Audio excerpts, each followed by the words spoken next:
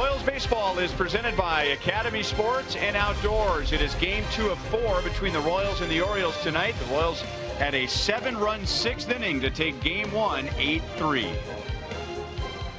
Hi everyone, welcome back to the ballpark with Rex Sudler. I'm Ryan Lefevre.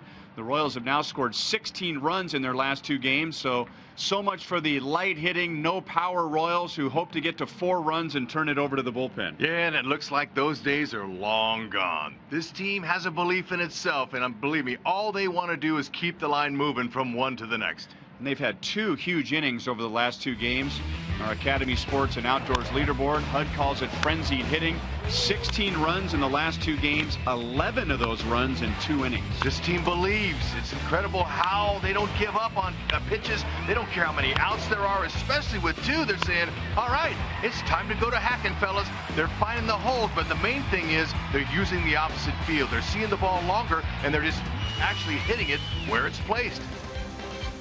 So the offense is picked up, but the bullpen is still very important. And when we come back, Joel and Monty will discuss the pen.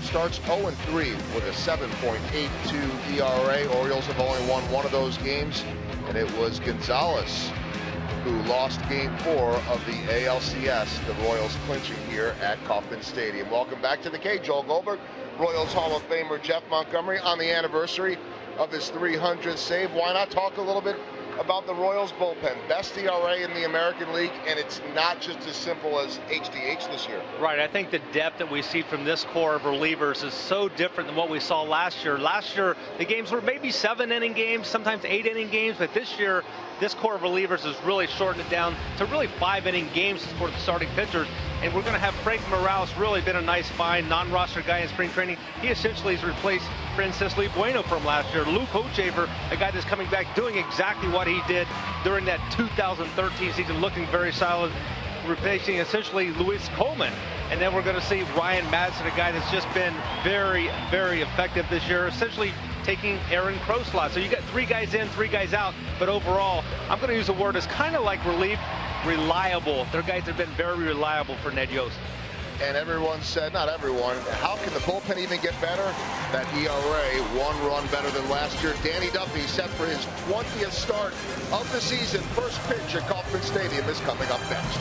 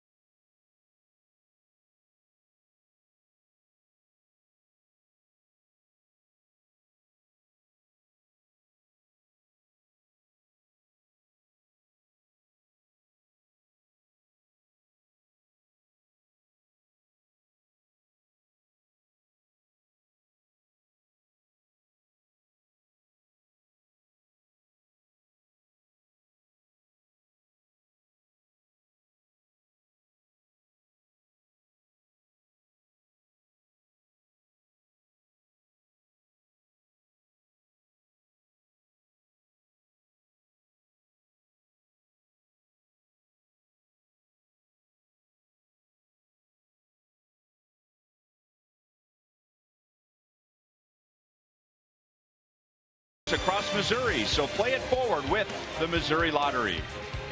And by your Kansas City Chevy dealers. Visit your local Chevy dealers today for great prices on all the new 2015 vehicles.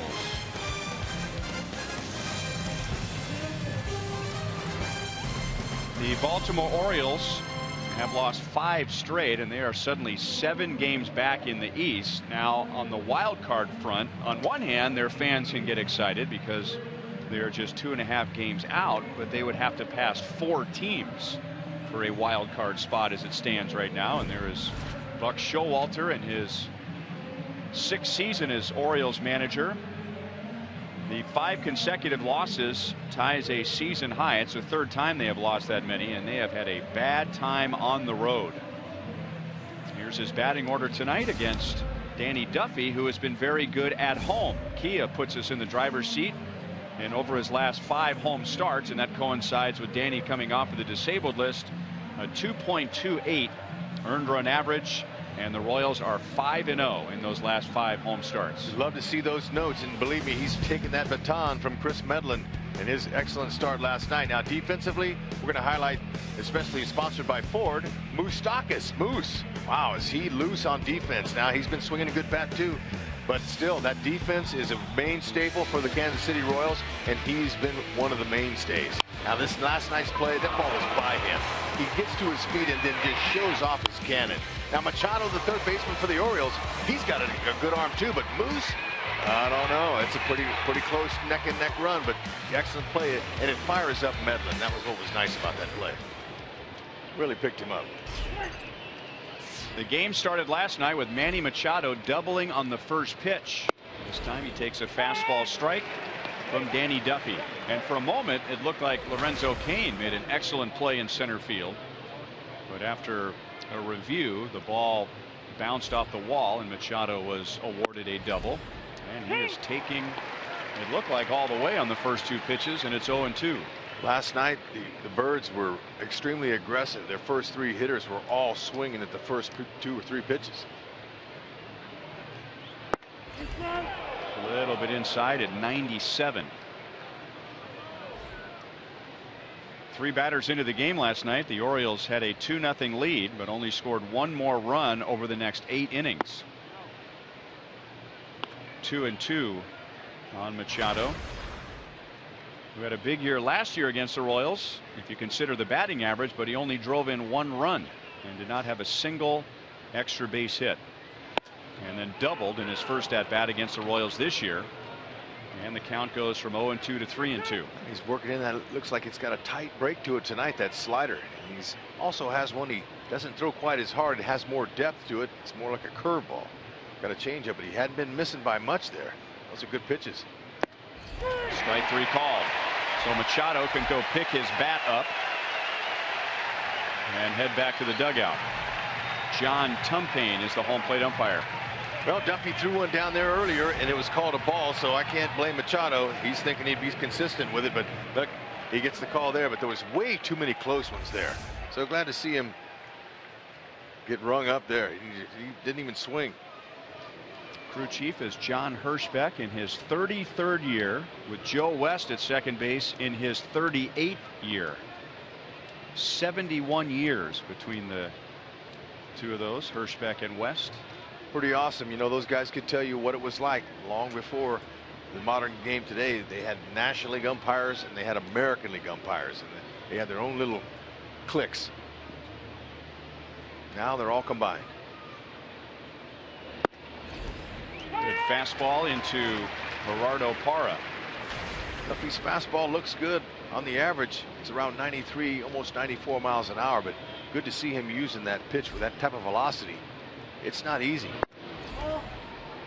97 with that fastball. Danny was a little shaky in the first inning on Thursday against the Red Sox. He threw 98 pitches in 5 innings.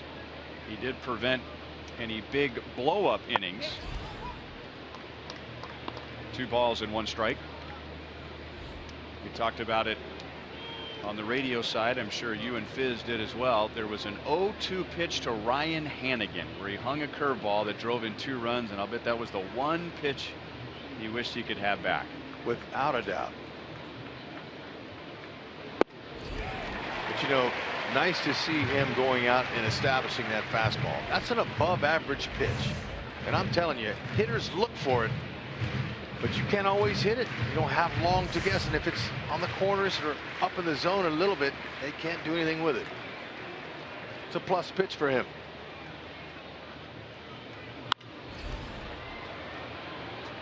Out to Zobrist in left field, and there are 2 down. Getting some early count outs will be good for Duffy in his last outing in Boston. He just as soon forget that one. He says he thinks that was his worst outing of the year. He threw 75 of his 98 pitches in the first 3 innings. So he definitely is improving that. He's attacking with that fastball, being aggressive. And it shows how far Danny Duffy has come, where his worst outing of the year is 4 runs in 5 innings. Yeah, and if you see the progression that Duffy's made, just think what Ventura is going to be like in the next year or 2. Adam Jones gets jammed. Hosmer runs to the line, across the line, and basket style takes care of Adam Jones.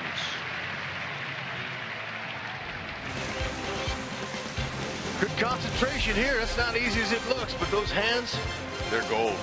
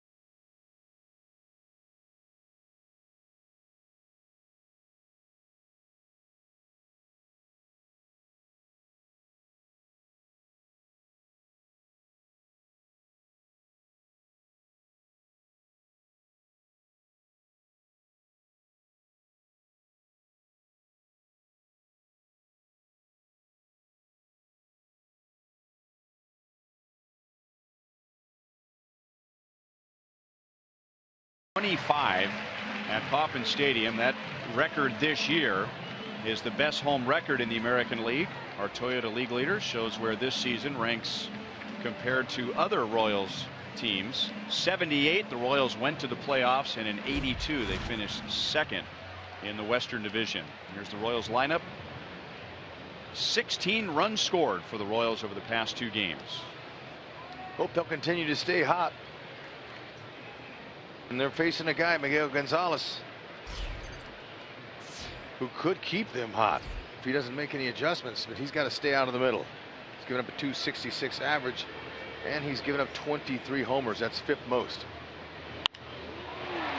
Jumping on the first pitch, Escobar lines it toward right center, and Parra, a Gold Glove winner, makes it look easy. Gonzalez has 1 out on 1 pitch.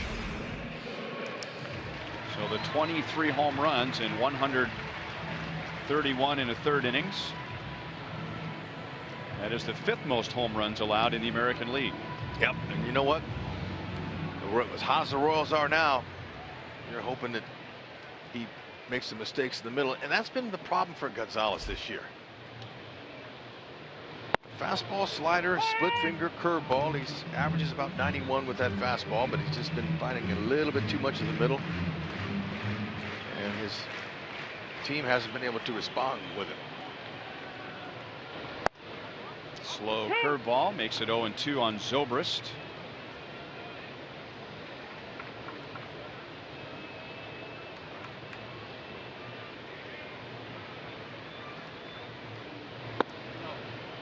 Zobrist was on base 3 times last night with a walk, 2 singles, and 2 runs scored.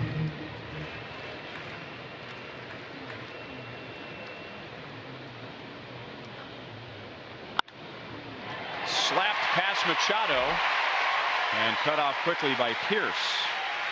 Zobrist is on with 1 out. What new? Zobrist loves hitting here at the K. We'll have to add on to that .438 average here at home with a beautiful inside-out swing. Oh, that is really nice. Machado just missed it. Good effort, but that's better hitting.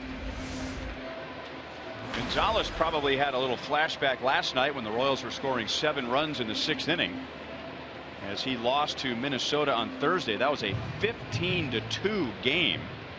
Gonzalez gave up 7 runs, and 5 of those in 1 inning. 7 runs in 5 innings for Gonzalez in his last start. Outside to Lorenzo Cain. He had 3 hits and 2 RBIs last night.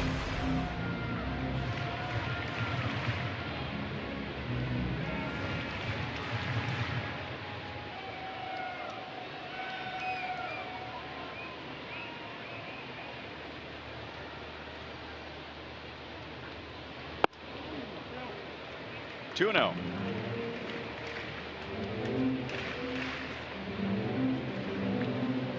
And Zobrist, you may notice when he leads off of first, he's trying to keep the sun out of his eyes. It's that time of game where it pokes through one of the lower concourse entrances and right into the eyes of the first baseman and the runner at first. That ball is hit just foul. 2-1 on Cain.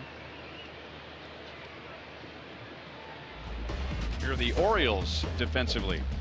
Machado, he's amongst the best. There's no doubt about it. He can save runs, and he sure does have a great arm. We saw him last night. He had an excellent game defensively.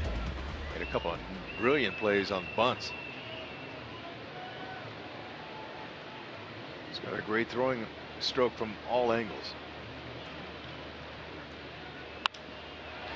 That's up the right field line and foul. 2-2.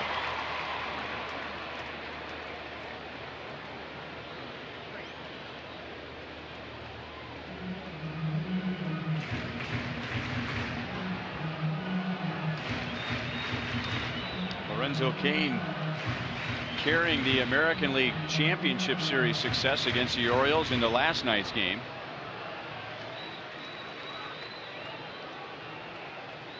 The whole country discovered Lorenzo Cain during the ALCS last year. Sure did. But more importantly, Lorenzo Cain found himself. And that's what's the most important thing for this Royals team. I mean, he's one of the best all-around players in baseball, and he's shown it getting out of that 3-hole and playing a Gold Glove caliber center field.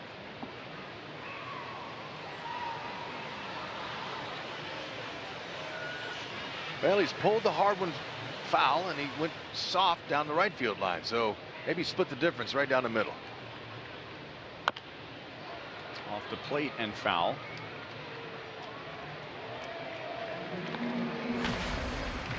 A .533 batting average with 5 runs scored, and then there was his defense. And when the Royals were done sweeping the Orioles, the voters made Lorenzo Cain the ALCS MVP.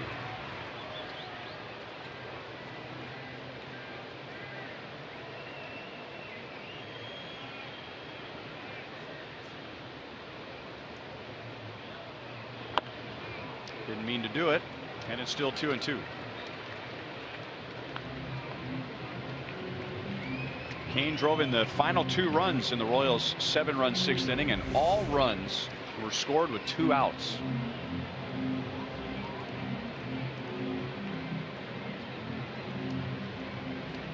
Now the Royals, they lead Major League Baseball with a .284 average with 2 outs. So it's been very impressive what they've been able to do. But Cain's got a good AB going here. 12th pitch coming. Excuse me.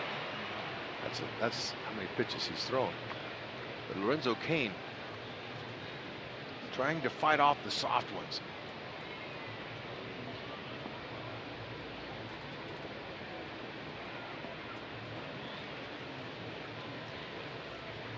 Looking for a mistake. Up the middle. Nice diving play by Yanish to get the out at second base. That was very close to the Royals having runners at first and third and 1 out, but Yanish filling in at shortstop as J.J. Hardy went on the disabled list yesterday. Ryan Flaherty played at short last night, and now Yanish at short tonight. So Cain's at first, 2 down. Eric Hosmer comes up, and we remind you, as you enjoy a cold one tonight, to look forward to Miller Time later in tonight's game, brought to you by Miller Lite.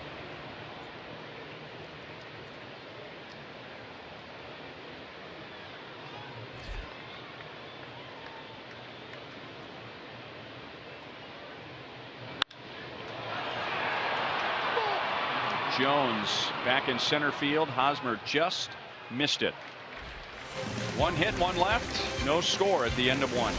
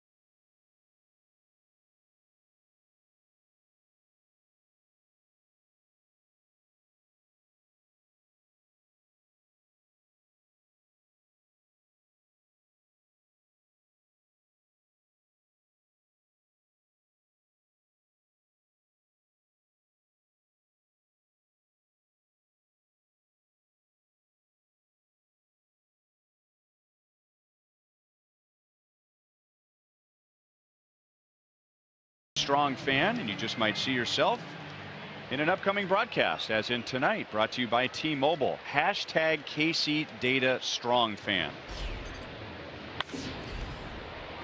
Duffy makes a good pitch in on Chris Davis. 3 up, 3 down on just 12 pitches against Duffy in the first inning.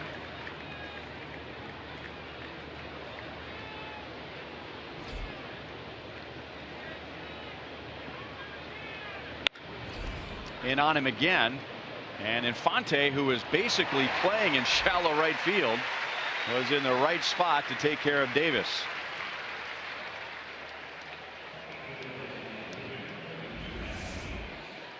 Check out Infante. He's over here waiting, saying, hit it to me. Goes up. Nice turn.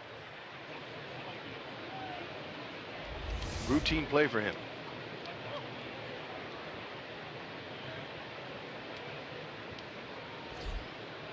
Matt Wieters takes high and away, ball 1.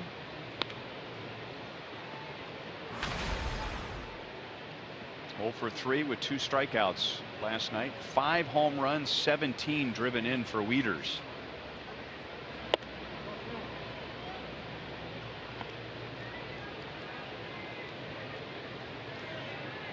.294 hitter against lefties with 3 out of his 5 homers off lefties.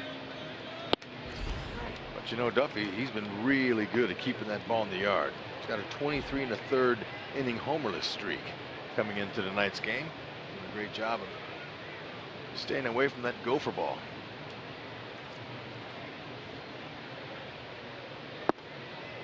Wieters takes a 4-pitch walk.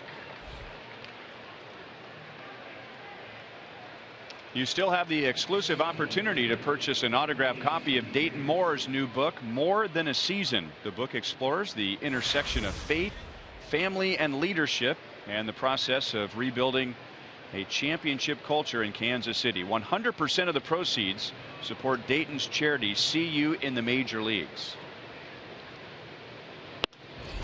And now strike to Steve Pearce, who was activated from the disabled list last night and got an at-bat late in the game. He starts in left field. 0-2. That's the importance of establishing that fastball. When it's above average like Duffy's, you know, you throw that several times in there, then all of a sudden you bring in a changeup or a breaking ball once in a while. You can get that hitter off balance. Slide step, ground ball. Moustakas, tough hop, and Infante in transition lost control of the ball. So the Royals get the out at second base on Wieters, and Pearce will be at first with 2 down.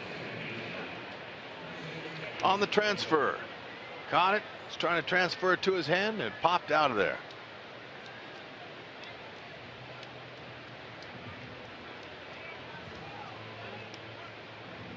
I'm not sure he would have got it had he made a turn anyway. I thought the rule was you had to step out of the dugout and stand on the warning track. Nope. Apparently not. What do I know? No replay. I guess we can play again. Jonathan Scope for the runner at first, 2 down.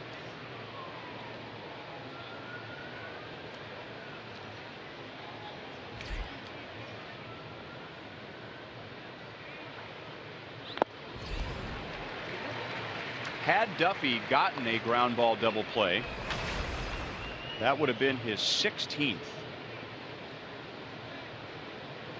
which is a career high. His previous career high for a season was 7. So he's gone from 7 ground ball double plays to 15 so far this year, as he transitions more to a contact pitcher. Talks about the maturity level that he's gained. Oh, beautiful. Second strikeout for Duffy. He has 2 scoreless innings. Kendrys Morales will lead off the bottom of the second when we come back.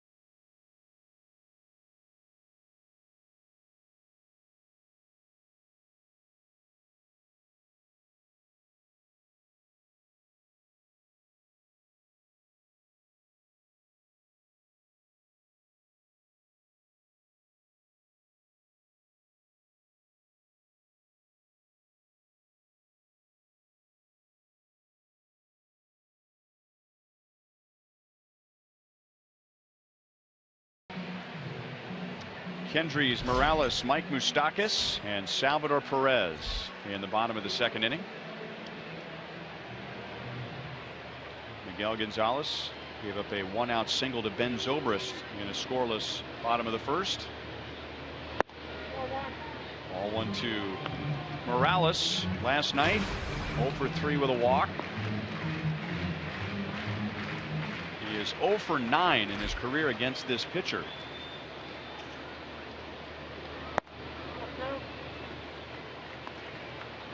Little two-seamer. He's starting in the middle and running it off the plate. Morales ain't biting on it. Gonna try to come in now. And that's about all Kendrys could do with that pitch. 2-1.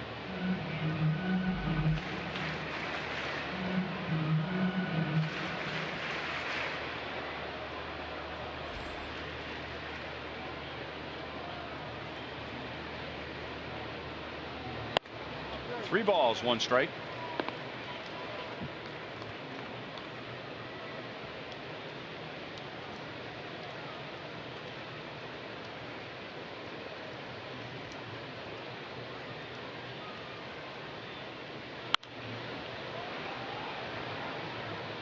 And that's back into the crowd. Very similar crowd to last night, maybe a little bigger.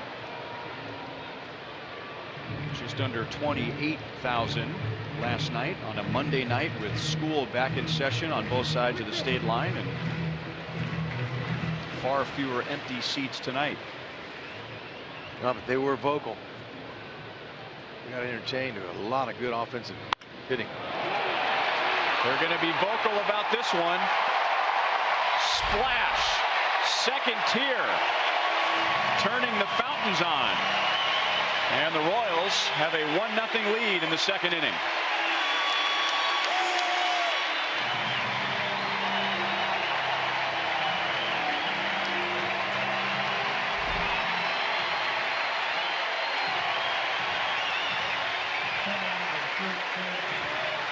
Home run number 14 for Kendrys Morales. Worked the count full, and there was the cookie. He waited on it. 92, top of the strike zone. Oh, he says thank you. Good easy pass. Dropping the 24th homer on Miguel Gonzalez into the fountain. Splash landing.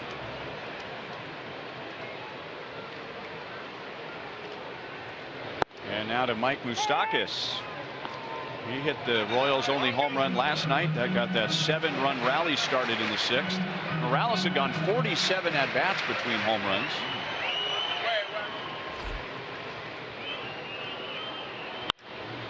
Hit very well to center field. Jones turned around. That's off the wall. Jones throws to second, and Moustakas is in with a double. And that gives him a 6-game hitting streak. Could it be starting again?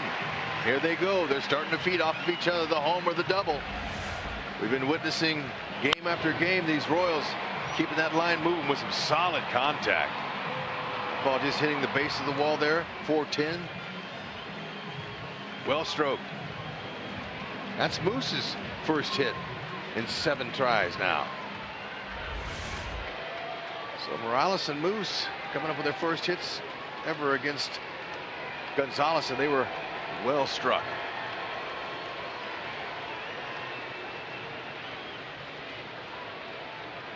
Now Salvador Perez with Moustakas in scoring position. So Morales and Moustakas were hitless in their careers against Gonzalez. Not Salvador Perez. 4 out of 9 with a home run.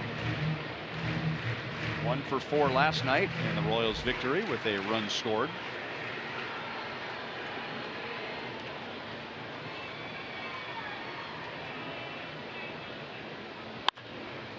Chop to Machado. Long throw, accurate throw.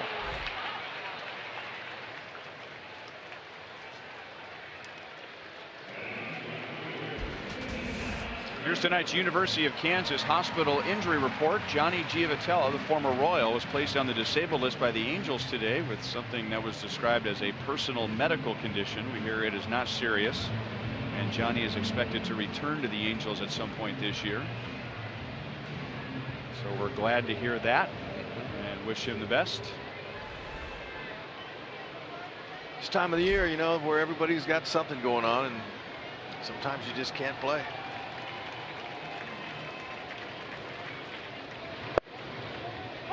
At the knees for a strike to Alex Rios. Rios began the homestand last night with 2 hits, a run scored, and now he is hit in 6 straight. And hitting .455 in those 6 games. Pounded to left field. Just foul. My gosh. There were people on the plaza flinching when Rios made contact. It was pretty loud, but Gonzalez is saying just a long strike. Now let's see if he can shorten up that stroke a little bit. That's a nice swing. It's just a tad out in front. Yes, he's been going to center field and right field with his opposite field hits lately. Look at that catch. Nice.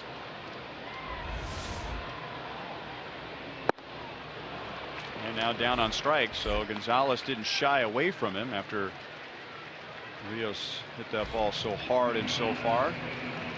2 down. Here's Omar Infante, and let's bring in Joe Goldberg. Well, earlier in the year, Ryan, we were talking about Paulo Orlando being Mr. Triple, but maybe now it is Triple's team leader, Omar Infante. He has triples in 2 straight games, 3 of them in the last 2, and they've been eventful too. Only 1 Royal in team history has ever tripled in 3 straight games. That was Jose Offerman in 1996. Eddie Rosario of the Twins, the only player to do so this year.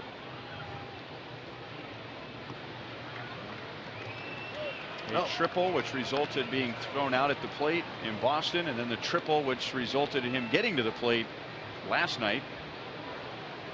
And the outfielders, they're back in regular depth now. They're not playing him shallow anymore.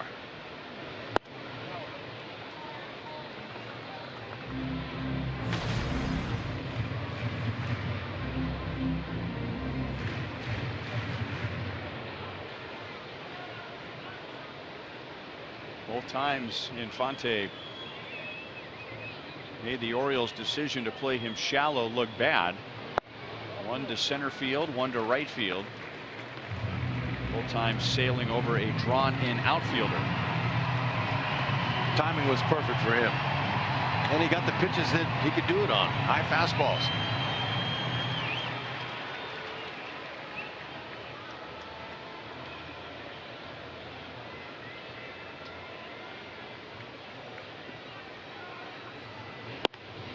Shortstop Giannis was out of position when Gonzalez delivered that pitch.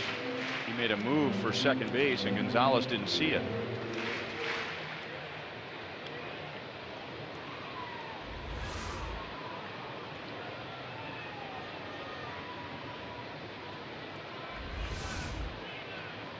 Left quite a hole there at shortstop.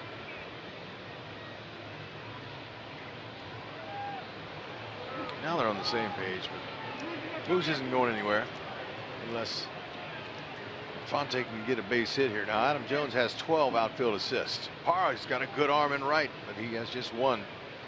Pence has 1. Excuse me, Pierce in left field has 1 outfield assist. Pretty good arm.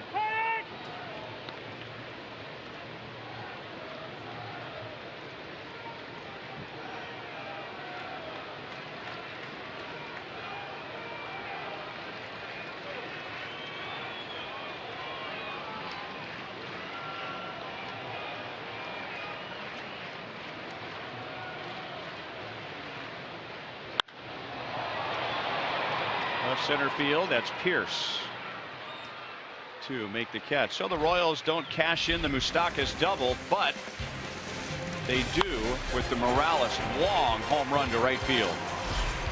Little hydration station.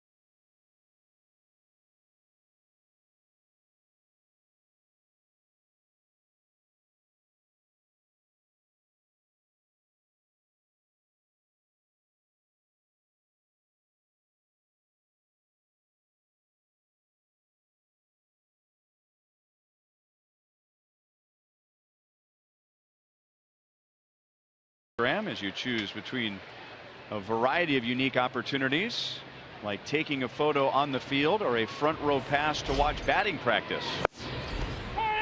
All experiences are available for purchase each game exclusively through the MLB.com Ballpark app. This is Caleb Joseph. He's the Orioles catcher tonight. Matt WIETERS is the designated hitter. That ball will land in the crowd. And Duffy's ahead 0-2.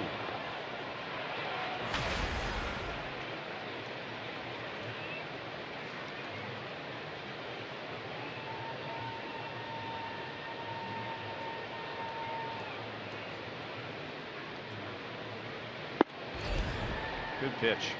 1 ball, 2 strikes.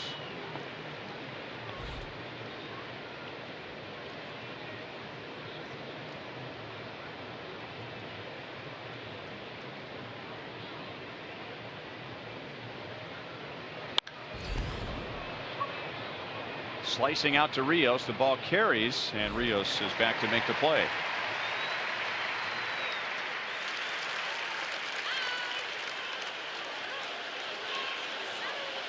Well, that's you as an Expo, and that's Monty as a Cincinnati Red. That's his rookie card. Wow, how about it?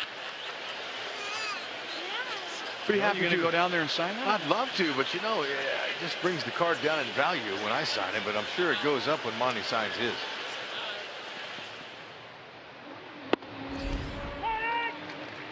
Paul Giannis takes a strike. Come on, Monty. First of all, I want to see that Cincinnati Reds card. I don't think we've seen that one, have we?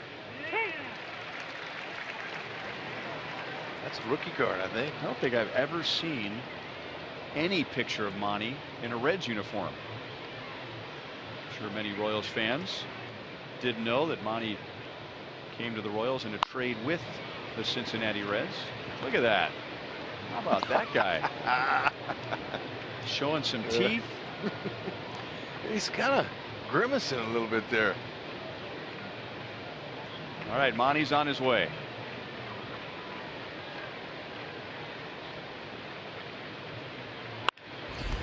Past Duffy and into center field. Paul Giannis is on with 1 out.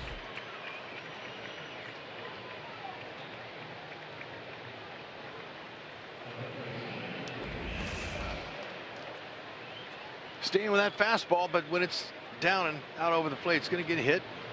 It's a good thing Duffy didn't get any of that.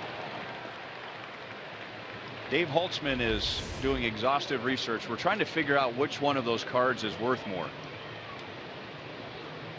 Wow, you don't have to do that. I can tell you, of course, I don't know exactly, but Monty, he was a premium closer. I was a player to be named later many times.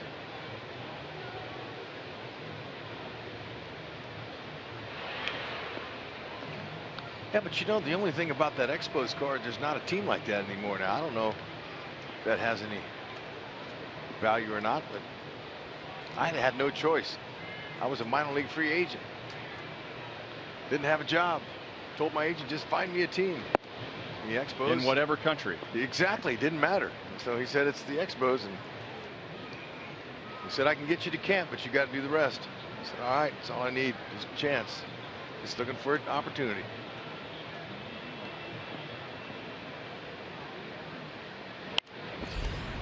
Coming back our way, and Mr. Expo, it's out of his range. Heck of an effort. Hey, look, I didn't care where it was. Montreal was the big leagues in a beautiful city, no question. Thrilled, ended up getting 2.5 years. Delino DeShields came along and traded me off to the Redbirds.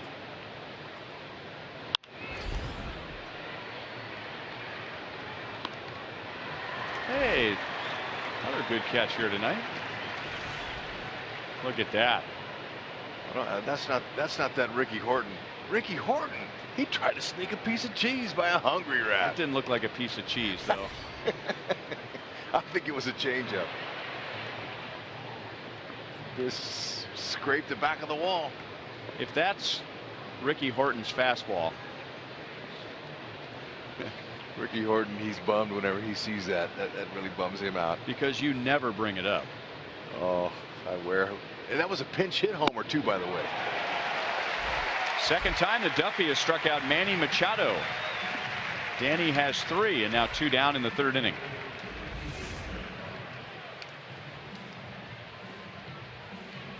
Fastball up out of the zone at that velocity.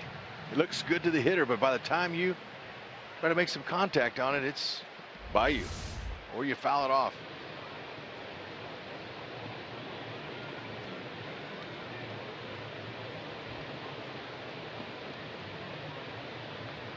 Now left-hand hitting Gerardo Parra. Duffy has really started to pick it up again against left-hand batters.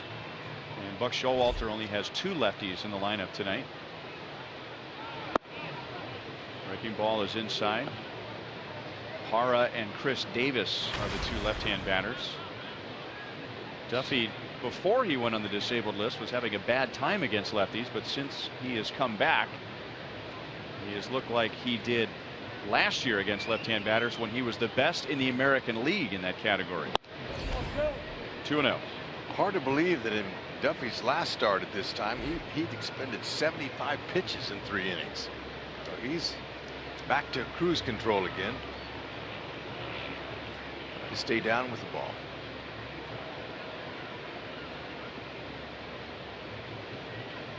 And this will be just his 40th pitch.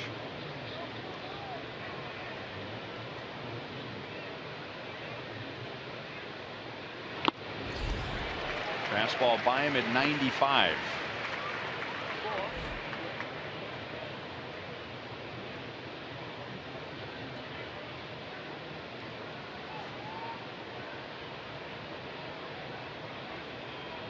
Danny also has a very good tempo in the first 3 innings. Not a lot of time in between pitches. He goes with a slide step there, and that caught Parra off guard. 2-2.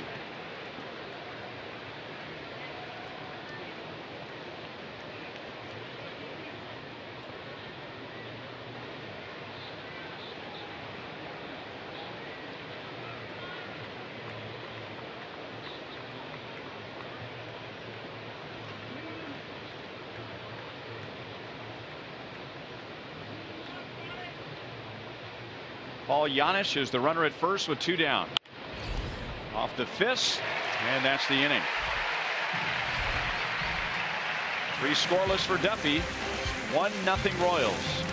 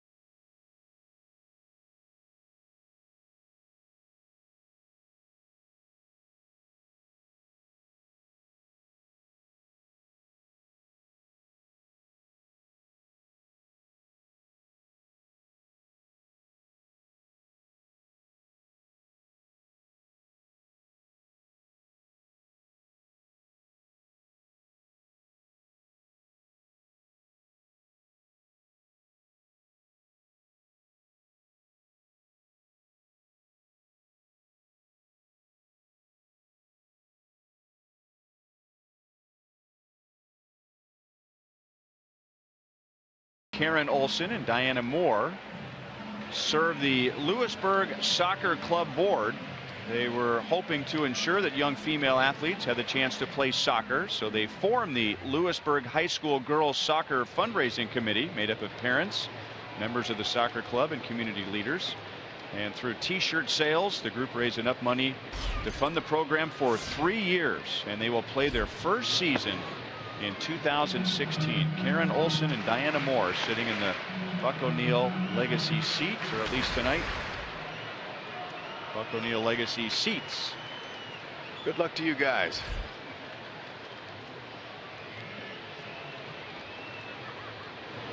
Escobar jumping back after showing bunt.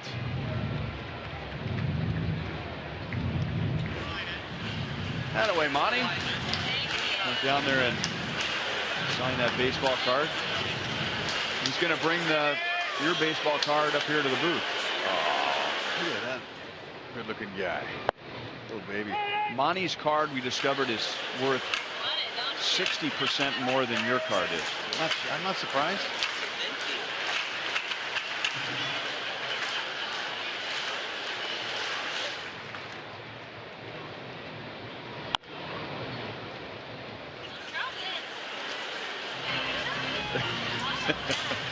Well, it's no longer in mint condition.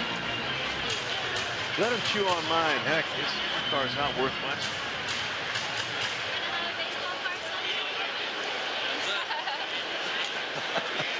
Way to go, Monty. Way to fire them up. Grounded just foul outside of third. Escobar line to right. Swinging at the first pitch. Gonzalez threw in the first inning. The Royals got their run in the second on a long home run to right center field from Kendrys Morales.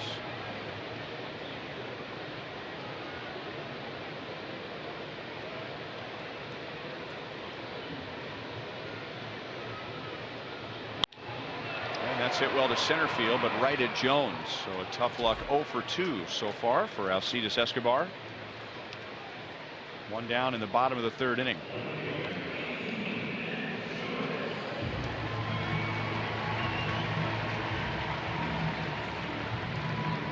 Ben Zobrist has by far the most at-bats against Gonzalez. All those years for Zobrist with Tampa Bay in the same division as Baltimore.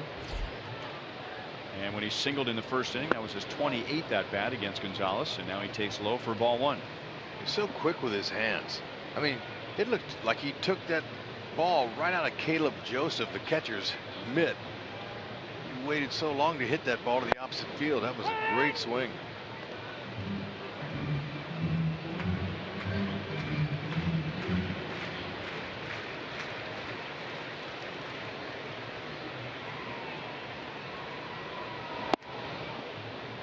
Two and one.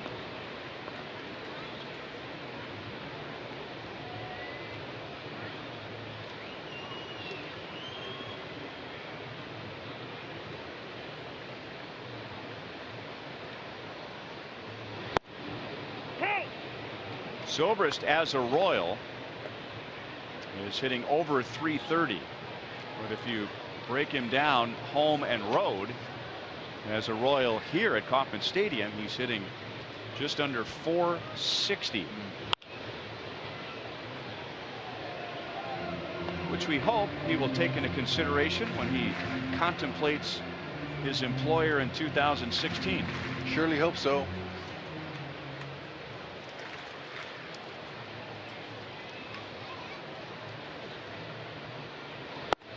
Full count. You pointed out his walks when the Royals acquired him from Oakland, and over that stretch of games at home, he has walked 11 times and he has struck out 1 time. And that's a welcome commodity on that Royals team, where they're not the most patient guys. They really swing, but he competes, sees a lot of pitches. Lightning quick with his hands.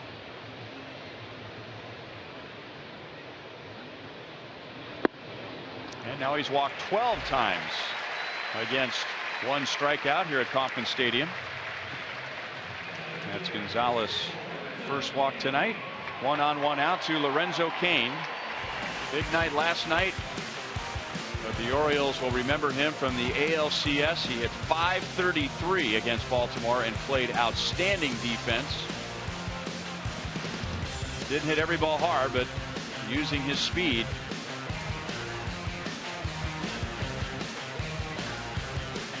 making plays in right field, making plays in center field. And those were just the games in Baltimore. Now towards the right field corner, and foul. 0-1. And if you notice too, he used the whole field. He was just simply trying to see it, hit it where it was pitched, and the star was born.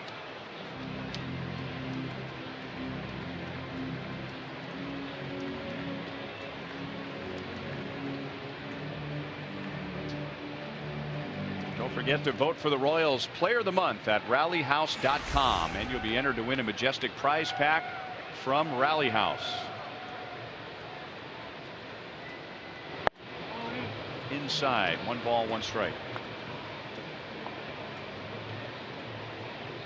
So Lorenzo running around the bases and running in the outfield in that series against the Orioles, and one of the most memorable sights of Kane in the ALCS when he was named MVP, running around the field with his newborn son Cameron. Yeah, I remember that. That was pretty special for him down the line. His wife was there with him. Just wonderful memories made last year, and you know, in doing so, they found out who they are as players, and they really have grown on that this year.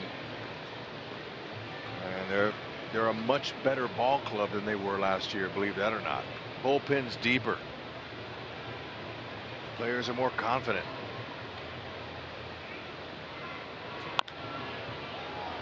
Two and two. And the pursuit last year was just get to the playoffs. And it was a tough grind the last month of the season. And they were playing some really tough, close games. And it was a grind on everyone. And it's so nice this year that they have a little bit of a cushion where they can rest some guys. Ned has the opportunity to rest, and also September when some call-ups come, I'm sure we'll see some younger players get an opportunity to show what they got.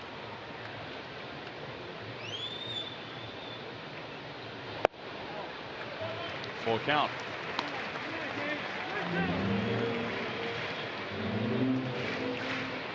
But this year, make no doubt about it, they want to win a World Series. They know they're playoff bound. They just, there's one goal that they have not gotten. They're after it.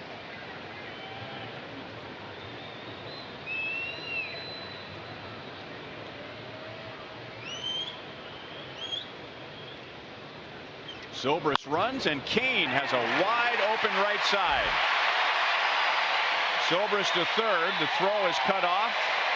Kane has his 4th hit of the series, and the Royals have runners at first and third with 1 out. GERARDO PARRA in right field.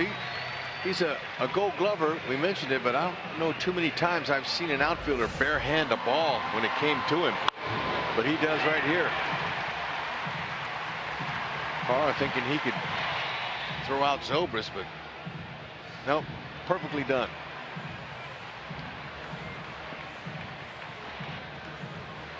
Got to be pretty sure if you're going to barehand a ball and you're an outfielder, that ball doesn't get by you, because that could be an all the way around the park, a 2-runner. Well, you're not kidding. I mean, it's called the Gold Glove for a reason. Yeah. And now Hosmer. He had a swing just like that in the first inning and flied to center field. He missed a home run by less than an inch. And now going for it all in the first pitch from Gonzalez here in the third. Little long with the swing, but Haas is in a nice groove right now.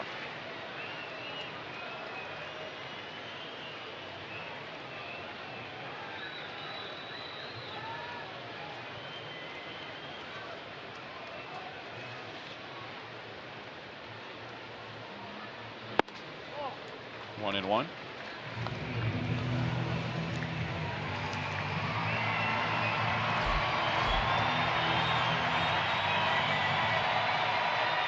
.22 pitches against 4 batters. Zobrist with a 1-out walk. Kane followed with a single. 2 balls, 1 strike. The only out in the inning was a line drive to center field from Escobar. Hard to believe, looking at the numbers coming into tonight's game, Hosmer just 4 points behind Fielder and Kipnis for the batting title lead here. It's just 4 points behind it. Oz has a chance for a batting title this year. Now let's see if Kane can get to second base. He does. And in doing so, the Royals get another run. I would imagine the Orioles will want to take a look at it. But for now, the Royals have a 2-0 lead. This is just what you call heads-up base running, and you fundamentally sound. You get the fielder catches that ball and tries to tag you. You stop and reverse your field and then make him go across and get the out at first, and then try to sneak in there just like Kane did. Heads up, and he quickly heads on. Now Davis, he held on to it a little bit too long. It looks like to me from that angle there, he was safe. Showalter's replay guy, not exactly as fast as Ned Yost's Billy Duplessis. They still haven't decided whether they're gonna. No, that's right. Looks safe to me. Great job by Lorenzo Kane. So an RBI for Hosmer and a run scored for Zobrist. Give Kane that run. You see how he had to reach around the foot. The scope. It's a good idea. You see a guy coming in head first, you can drop your knee or you can use your foot, any way to block that bag once the ball's in the air.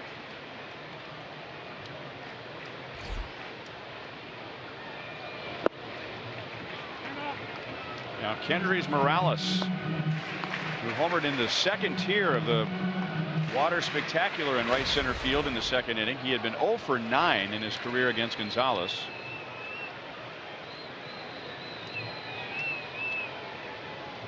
Kendrys has now driven in 86, and he has Kane in scoring position with 2 down.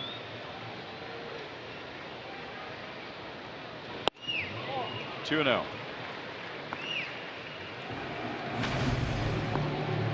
He is third in the American League in overall RBIs, but RBIs with 2 outs, he leads the major leagues. So he's exactly where he wants to be. Gonzalez being careful though. He's trying to keep that ball to the middle the best he can. The Moose is hot behind him. Going the other way. Plenty of distance, but foul.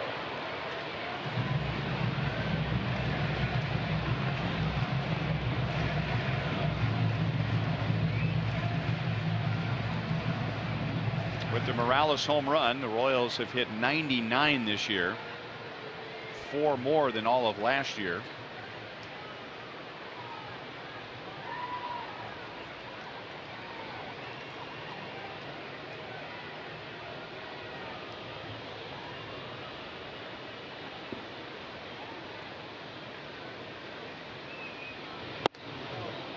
Three and 1. And the 99 home runs, even though it's a spike for the Royals, it's still the fewest home runs in the American League. But something has changed this year. We were talking about this at dinner, and it was brought up that there have been 300 more home runs hit in the major leagues to this point compared to August the 25th of last year. How do you figure that? He will take a walk and pass the baton on to Moustakas. Second walk of the inning for Gonzalez. Here comes Orioles pitching coach Dave Wallace. Game 3 of the series is tomorrow night. It's our next student night and local music showcase presented by Inc. Magazine.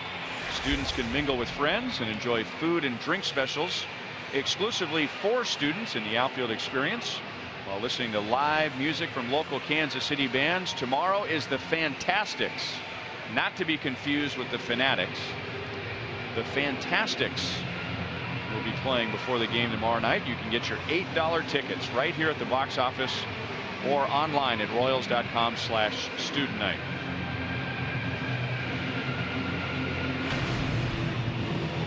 Yep, I'm sure Wallace said, hey, look, you better be careful. They're all hot. And they sure can hit with 2 outs. Moustakas last night with a good short compact swing. staying hot.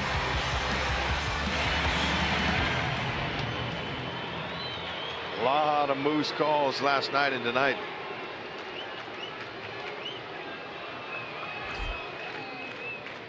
Moustakas' last 5 hits are all extra base hits.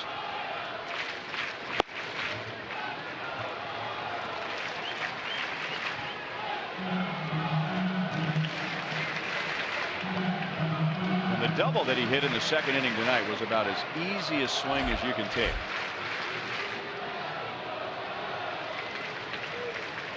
A 30-pitch inning for Miguel Gonzalez. Back with a changeup, 1 ball, 1 strike.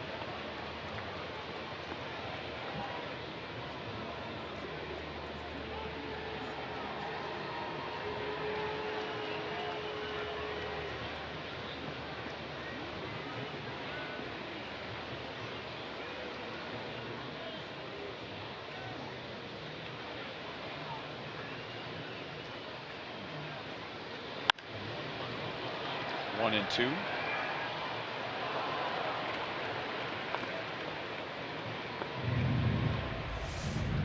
See that when he splits his fingers there? Now that was a mistake. Split finger there. That he didn't want that up. That's designed to stay at the knees and then down below. But he overthrew it. Stayed up.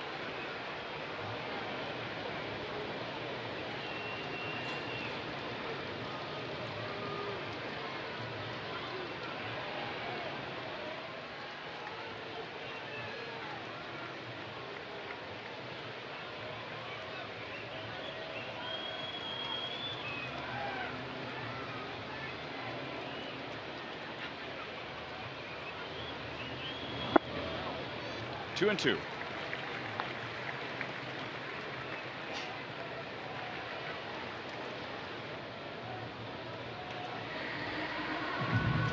Royals did very little last night in the first 5 innings against Jimenez, who was pitching a gem, and then 6 of the 7 runs in the 6th inning were charged to Jimenez. And the biggest issue for the Orioles this year as a .500 team this late in the season has been starting pitching.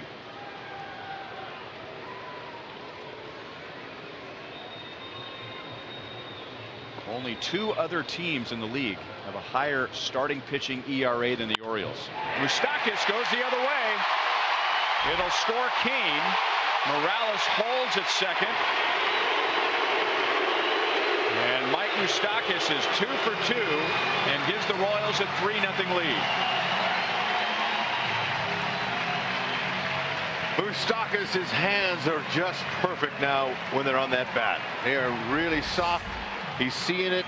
A breaking ball. He waits a click and then just at the last minute flicks his hands right out there and strokes it beautifully to left field. And a little pat on the back from Rusty Kuntz and a smile from Moose, saying it all as the Royals continue their 2-out dominance with the bats. Oh boy, Salvi would like to have that pitch again.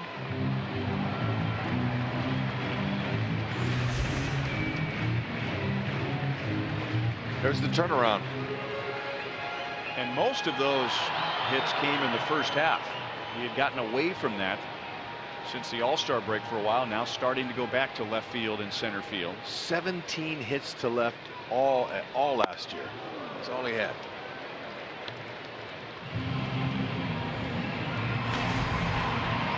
Perez grounded to Machado in the second inning. Morales is at second. Moustakas is at first.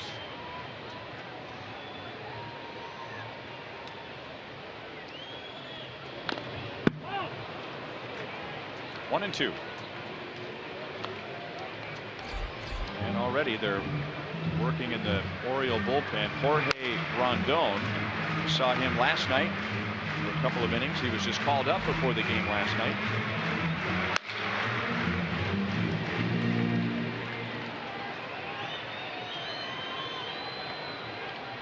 This will be the 38th pitch of this inning for Miguel Gonzalez. And Salvador hounds it foul outside of third base. I'm noticing Royals offensive hitters up there crowding the plate. They are looks to me like they're a lot closer to the plate, and they're really just looking for anything out over the middle, what they typically do. But sometimes hitters will change their stance as far as where they stand in the box. I really noticed with Morales. Salvi slightly open there, is inviting that ball coming in. Slow roller out to Machado, and he'll just tag Morales to put an end to a 2-run third inning. It started with a 1-out walk to Ben Zobrist. Lorenzo Cain's heads-up play on the base pass leads to 1 run, and Mike Moustakas drives in the second.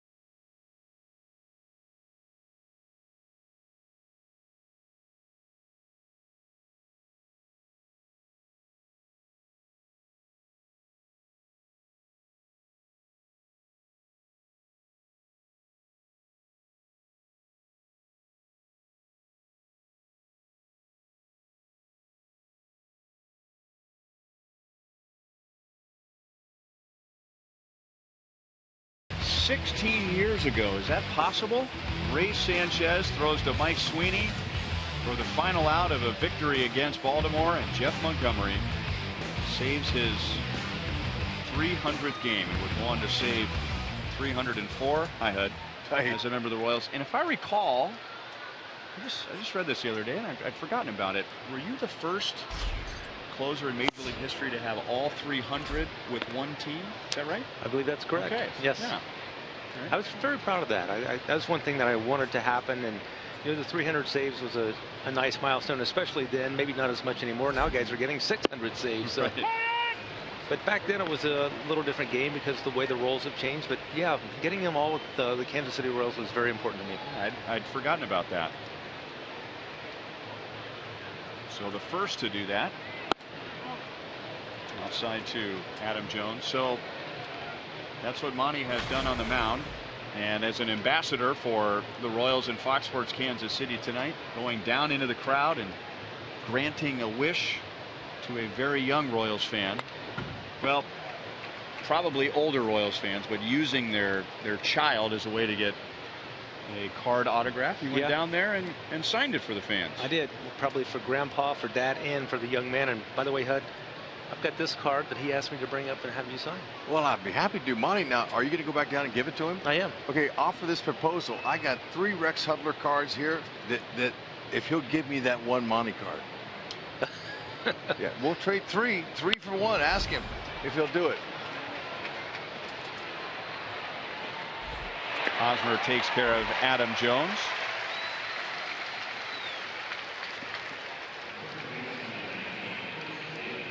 Can't believe anybody would want my signature, but Monty, since you brought it up, you got it, bud. We appreciate that. Thank you. Yeah. No batting gloves, by the way, or at least one batting glove. I like the top end. I like to feel that bat. I like the guns. Wow, there were some small pythons then. And you look kind of mean, too. I was a different guy between the lines, guys.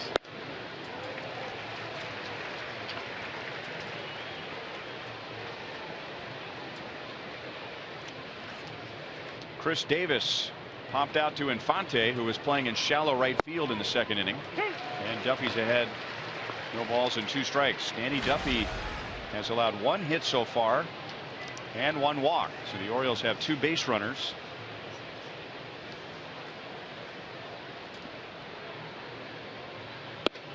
Monty, big fastball from Duffy tonight. Yeah, really nice to see. He's really doubled it up a lot of times, and then comes with that changeup. So very nice array of pitches for Danny Duffy, and nice to see him have a really nice rebound start, because I know that the last start he was not happy with at all.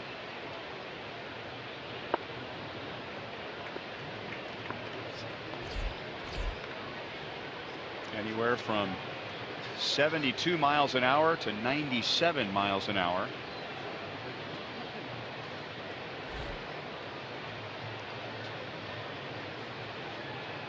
And he's back to chewing up left-hand batters. Still 2-2.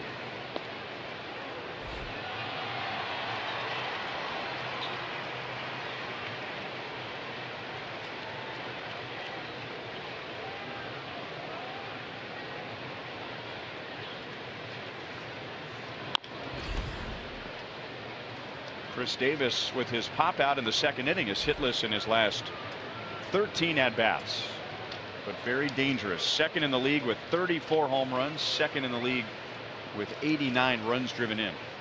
Yep, like Duffy's chances staying up in the zone with that fastball. He loves the ball down. Davis does. 95. 4 strikeouts for Duffy, 2 down in the 4th. Yeah, see, Danny here's going to get great location here. All you can do on that pitch is either foul it off or maybe get a fly ball to the opposite way. So you can't do much damage when you got that kind of power on the fastball away from the left-handed batter. I'm extremely impressed with the fact that he wants to blow guys away with the heater. That's really good. Now, facing some hard throwing lefties, you know, mine like Sid Fernandez of the Mets. I remember that guy. He threw 96, 97, but he threw underneath the ball, and it looked like it had the appearance that it could rise. And it looked good coming at you, and then when you swung, all you could do was foul it off. I couldn't hit his fastball. And it was tough. The only chance I had was I would hit his curveball, because I could see him turn his grip. I could see his wrist turn, and I knew he was going to a hook, and I would hit those instead of the fastball. But rarely was there a lefty that I couldn't hit that heater, but Sid was one of them. And Duffy has similar action to his fastball. If he puts that in the right spot, these guys, they love the fastball, but you can't hit it. It's always the best pitch for a pitcher, and some guys are not great fastball pitchers, but you have to have a chance to establish a fastball to make the changeup, make the slider, make the curveball, make all those other pitches better pitches. You have to establish the fastball. 3-1 on Matt Wieters. Duffy walked him on 4 straight pitches in the second inning, and that's Danny's only walk.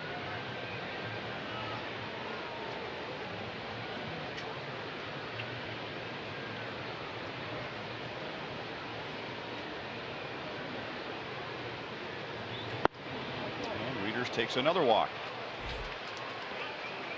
2 things really stood out for me after Duffy's start against Boston on Thursday. First one we already addressed tonight. I mean, Danny says, you know, that's my worst outing of the year, and you know, he wasn't happy at all about it.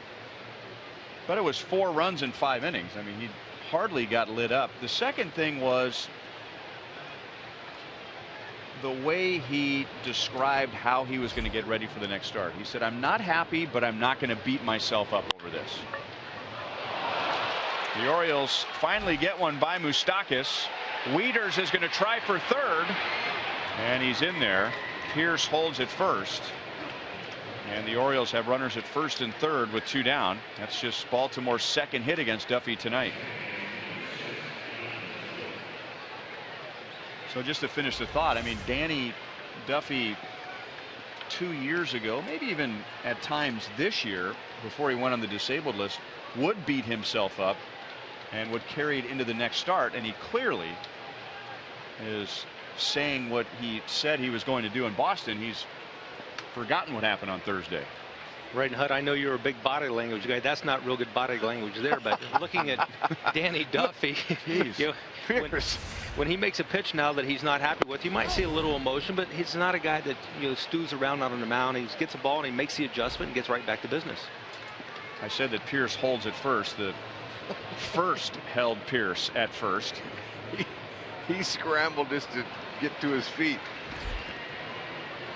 Wanted that double almost too badly.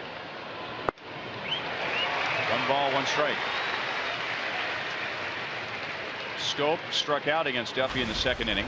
This is the first time tonight the Orioles have had a runner in scoring position, and since coming back from the disabled list, Danny Duffy has been at his best with runners in scoring position. He's done a lot of that tonight too, pitching inside. Yeah, been very effective. But they're going to stack a bunch of righties, and that's the best thing for a lefty. That ball's going to have kind of that cutting action going in onto the hand. So if you can establish inside, you got a great chance. Base hit left field on a pitch that was up and away, a changeup. Schoop gets the Orioles on the board, so that 2-out walk becomes a run. And now the Royals lead is 3-1.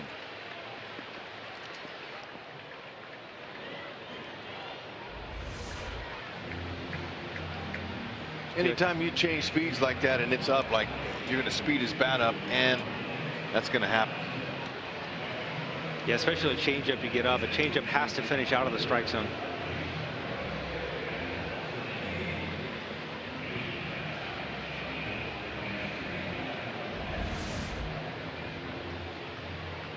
Dave Island is out for a quick chat, gives Danny a pat on the back. Danny pats him on the shoulder. Pierce at second, Schoop at first. 3 straight have reached with 2 outs. Caleb Joseph flied out to right field in the 3rd inning.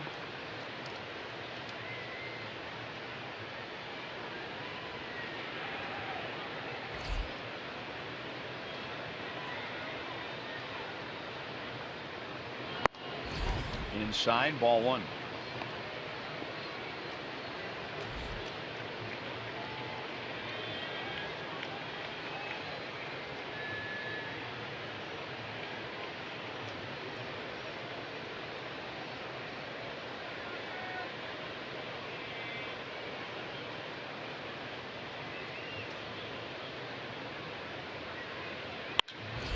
And that's lined toward left center field.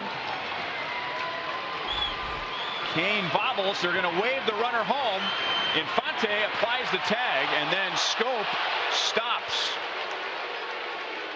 So Schoop was being waved home by third base coach Bobby Dickerson, but he did not go to the plate. The throw goes to second, and Joseph is safe. It's now a 3-2 game. I mean, that ball was hit off the end of the bat, and watch the ball move towards Lorenzo Cain with that spin. Incredible spin on it, and by the time Cain got to it, his glove, it spun out of his glove, and see how it's bouncing. It had some tremendous English on it. Cain looked up before it was in his glove, took his eye off it. So it's a single and an air 8, and now 2 runners in scoring position for Giannis. And he did not mean to swing. So the Orioles get 2 to get back into the game as 4 straight reach after 2 outs and nobody on.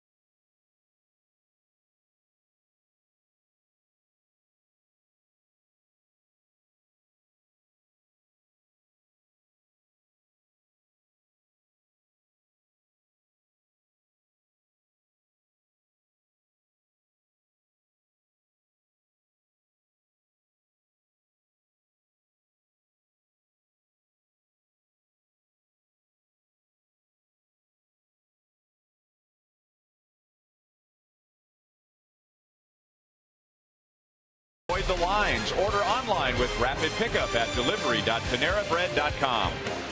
By Menards, save big money at Menards on all your home improvement needs. And by Jeep, find your summer of adventure with great deals at the Jeep Summer Clearance event.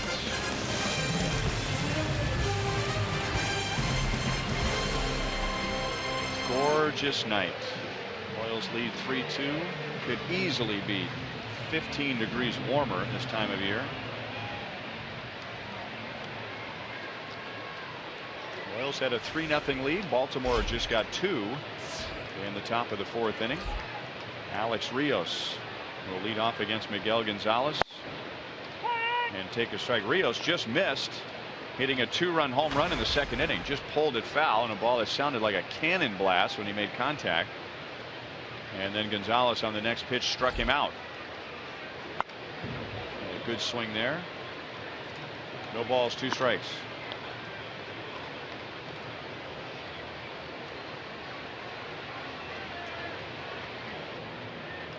Still waiting on an autographed baseball card. Well, look, since Monty's up here, I think if I can get permission, why don't you go down I'd there? like to go down and deliver Probably myself. like to meet you in person, you know. I doubt that, but I'm gonna go down and see. If anything, burp the baby. Okay, I'll try. He may not come to me though. 2 balls, 2 strikes, and there he goes. Now, Monty, did you tell him where they were sitting? I hope he knows. I forgot to tell him. Well, it looks like there's about, I don't know, 31,000 here tonight.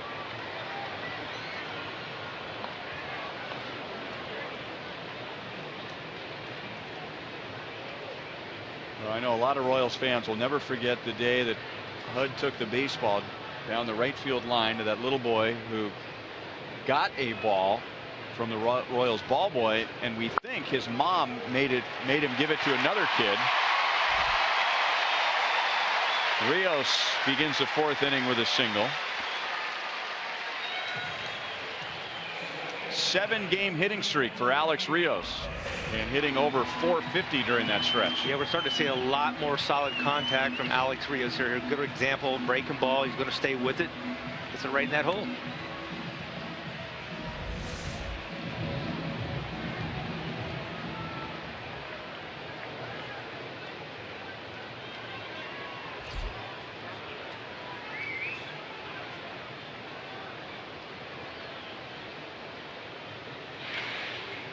Ryan, I can't speak as a hitter on what it's like when you kind of get things going and you get hot again, like Infante and Rios are right now. But you know, as a pitcher, you can just sense that they're seeing the ball and they're really locked in, and that's one of the things that these guys are demonstrating right now.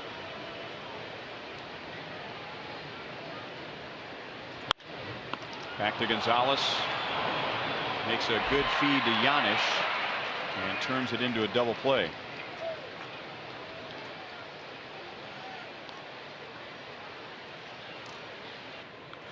There he is.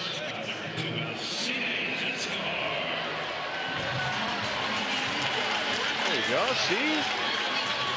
We thought they didn't care whether he hand delivered the card or not.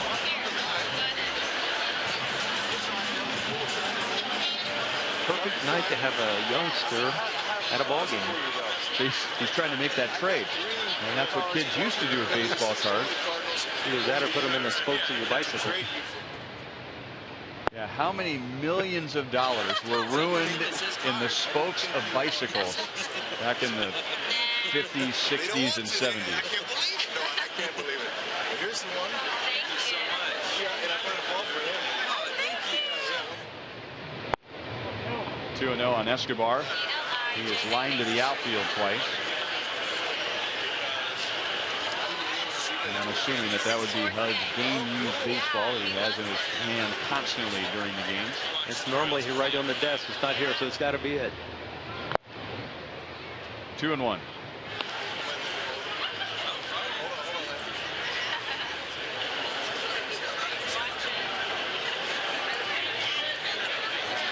That little guy can't be what? 6 months old? 7 months. 7 months old. Just outside. 3 balls, 1 strike. He may eat that baseball. Yeah.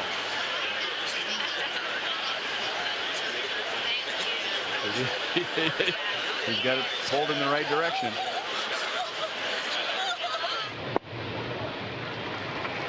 Escobar takes a walk.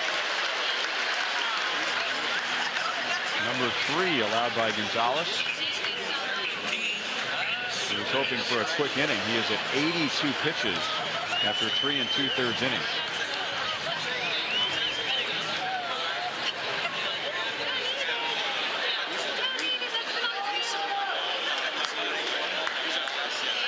I wonder what Hud's tie would taste like.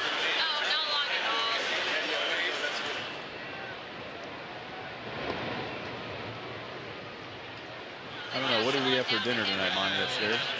I had salmon. Yeah, so maybe that tie tastes a little bit like salmon. There was some sweet potatoes up there, right?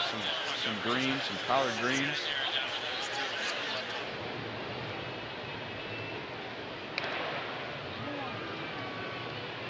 Zobrist singled in the first inning and then walked and scored in the third.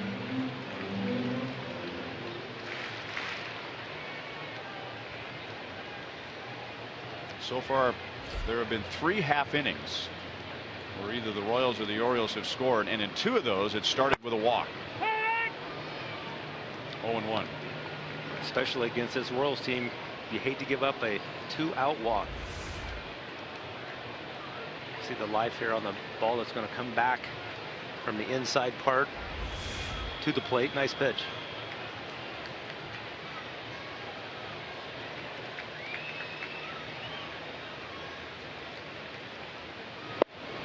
Comes right back with it. 0-2.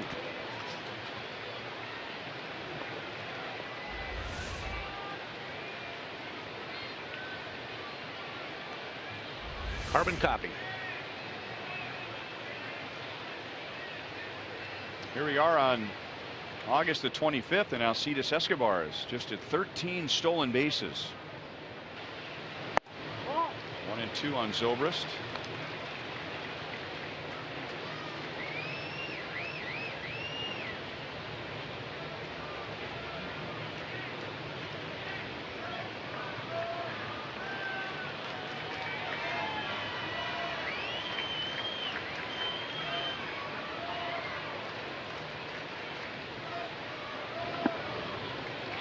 Joseph keeps it in front of him.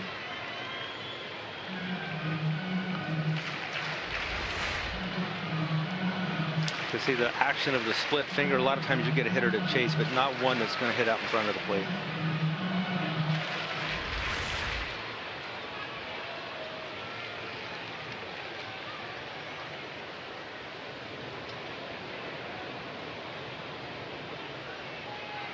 Escobar did not have a very big lead.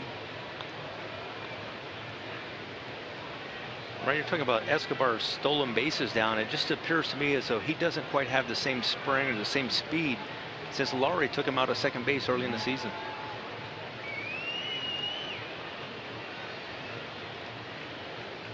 Not running, and Zobrist hits it in the air to shallow left. Pierce runs it down to end the inning. Royals are scoreless, but that little guy scored a Rex Hudler baseball card, a Jeff Montgomery baseball card, and an autographed baseball.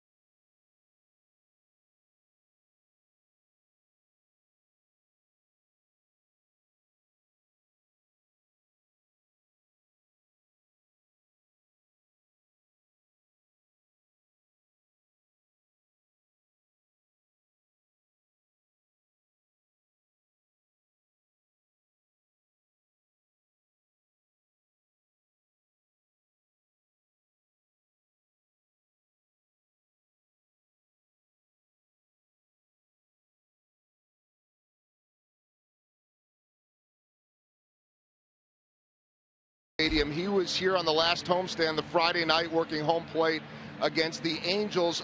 One Friday after that, a week later, he was on a different crew. That is oftentimes the life of a minor league umpire, with John Hirschbeck's crew in Houston, and he was the home plate umpire for Mike Fiers' no-hitter against the Los Angeles Dodgers. Tom Paine has been up and down since 2010 as a minor league call-up. Now he's on a very veteran crew, and in that game, John Hirschbeck said to him and repeated some advice he has given umpires guys for years, saying, when the volume gets louder in the stadium, you need to turn your volume down, basically meaning as everybody gets excited, you need to stay calm. Joe West has one no-hitter in his long 38-year career. It was Clay Buchholz. John Hirschbeck in his long career, and that bunt's going to go right back to Danny Duffy. Hirschbeck's long 33-year career, one no-hitter. Roy Halladay's no-hitter in the National League Division Series. That's working home plate for both guys. Add in Bill Welke. He's never had one in 17 years behind the plate.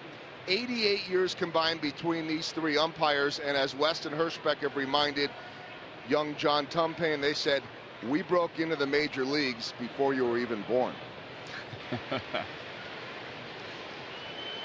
There's got to be a lot of pressure on an umpire during a no-hitter, and especially a perfect game, because then you're talking about, you know, a pitch that the umpire sees, you know, is a couple of inches inside, outside, you know, could be ball four and mess up a perfect game. And I would think almost all the no-hitters, perfect games, are going to have an umpire who's got that real consistent strike zone, so the pitcher knows exactly what he's going to call on that given night.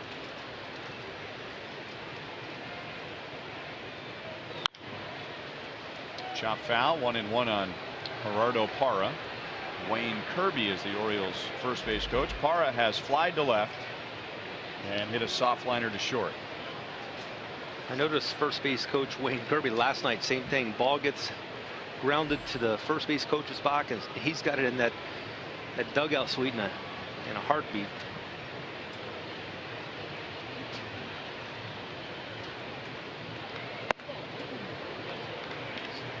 Two and one. He wastes no time.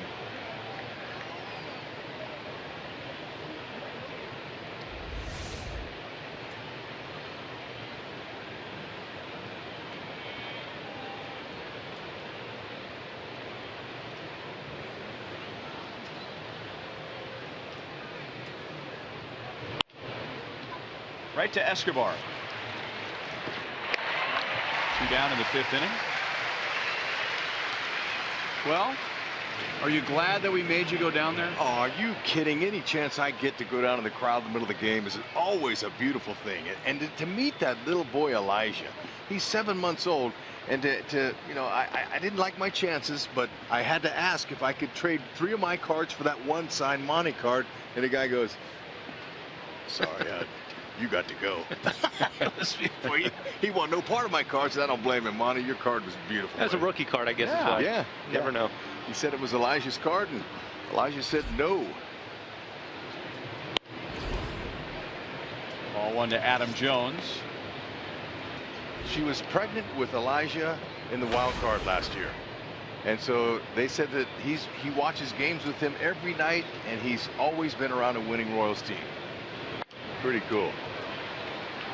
Well, the parents didn't look like they'd be much over 30 years old, so they literally waited a lifetime. The dad said his father used to watch me pitch a lot. There you go.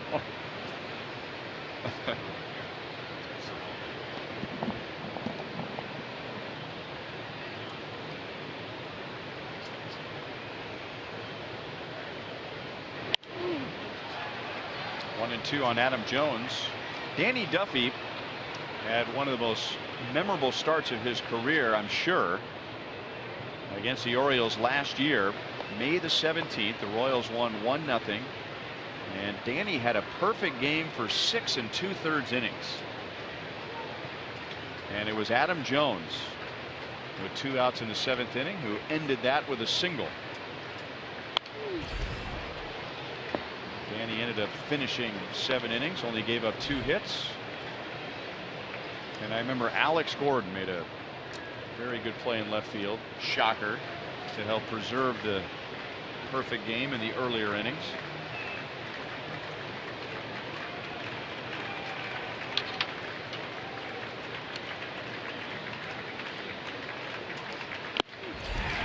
Duffy strikes him out. 5 strikeouts for Duffy. That's his first, make that second 1-2-3 inning. To the bottom of the 5th. Kane, Hosmer, Morales coming up. Royals lead by 1.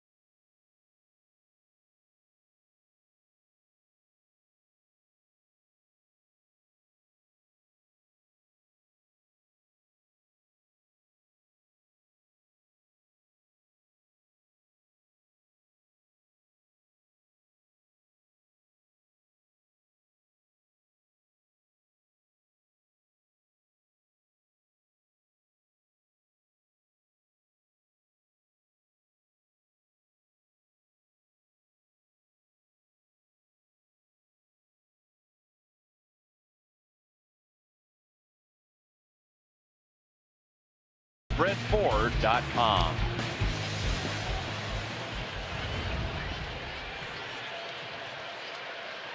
And especially when it's the Baltimore Orioles, they are last in the American League in stolen bases. Kane, Hosmer, Morales in the 5th inning. Lorenzo has reached on a fielder's choice, and he is singled, and with a heads-up base running play in the 3rd inning. He helped the Royals get their first run in that inning, and then he scored the 2nd run. 2 balls, no strikes. Had he not done that, they wouldn't have got either one of them. So that's a key play right there, and is just another good base running decision by Lorenzo Kane. I think he was showing off in front of Rusty.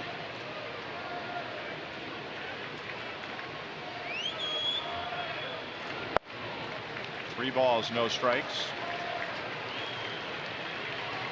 And that pitch gives Gonzalez 90 in 4+ innings. TJ McFarland warmed up last inning.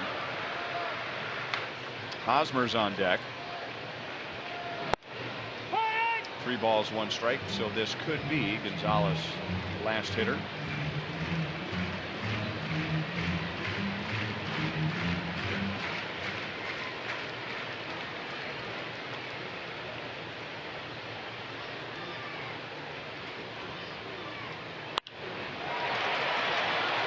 Pierce comes up and makes the play. 1 down in the bottom of the 5th inning. Follow live Royals baseball with MLB.com at bat on your smartphone or tablet. Stay connected to the Royals wherever you are with the MLB.TV Game of the Day, in-game highlights, live look-ins, replay reviews, radio broadcasts, and more. It's the #1 app for live baseball. And it was the final hitter for Miguel Gonzalez. So TJ McFarland comes on to face Eric Hosmer with 1 out.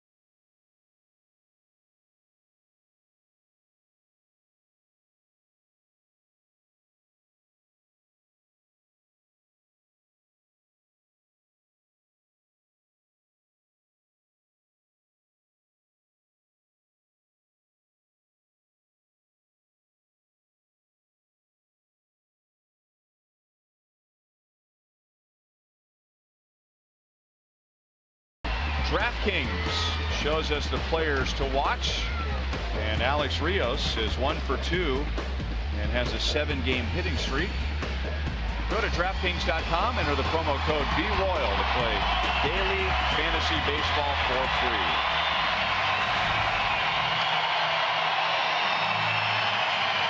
TJ McFarland in 17 appearances has allowed a .337 opponent's batting average. And a slider bends in for a strike to Hosmer. Yep, that'll be his best pitch against Hosmer there. That slider going away. He's not overpowering. 85 to 91. That slider, and he'll save the changeup for righties. Haas doing a great job hitting .382 off lefties this year. 7 doubles, 2 triples, 3 homers.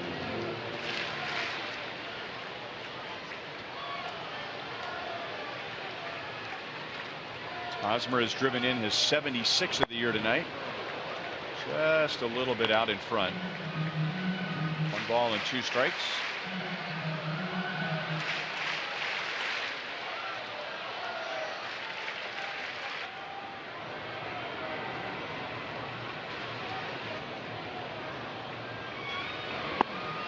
And he got that one down. Hosmer strikes out. 2 down. McFarland's got a little interesting type delivery. You're going to see how he almost cocks that ball behind his head before he's going to make his motion to go home. A little bit different than most guys. A lot of guys kind of keep the ball down and keep it hidden, but he almost brings that ball up behind his head and uses the head as that disguise and creates deception. And tough to pick up that release point up there behind his head. Change up to Hosmer.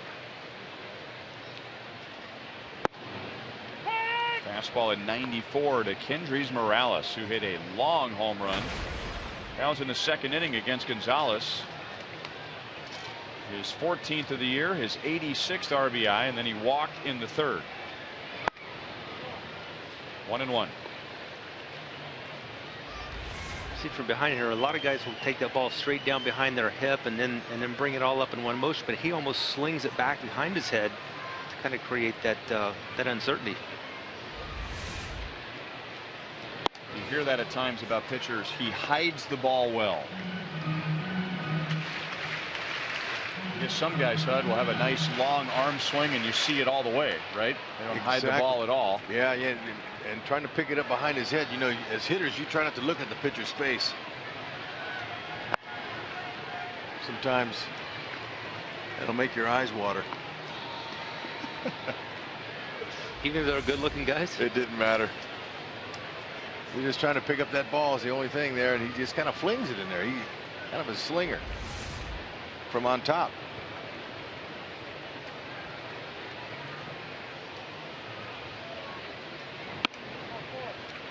Morales will take a 2nd walk tonight.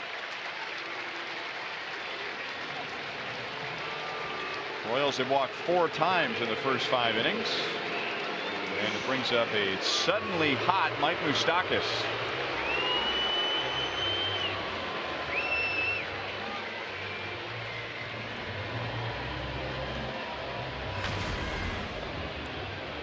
Back up to 277. At one point during the Boston series, he had dipped below 270.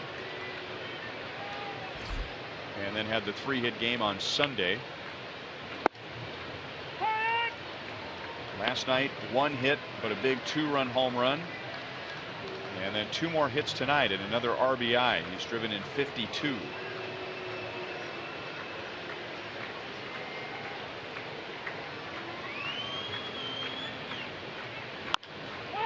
Fouled it off of his ankle.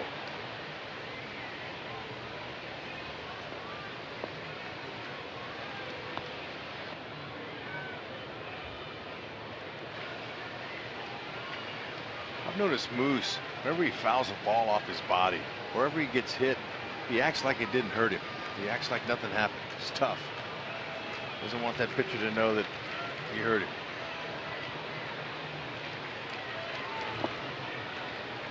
One and two.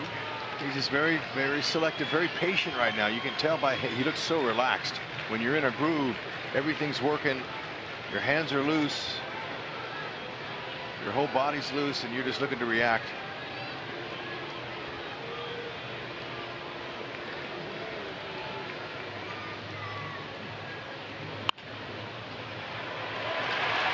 Hits it out to Schoop in shallow right, and that ends the inning. So he played 5. What are you looking at? Royals lead 3-2.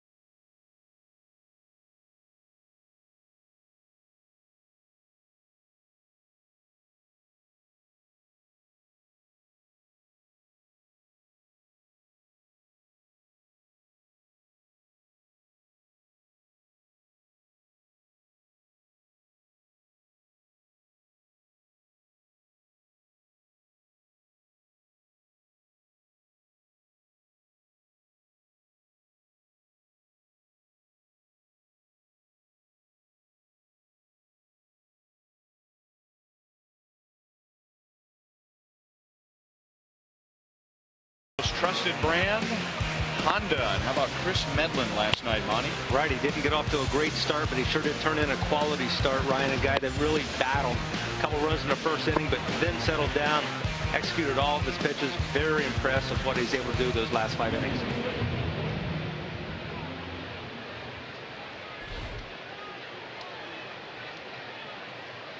Danny Duffy tonight has allowed 2 runs, 4 hits.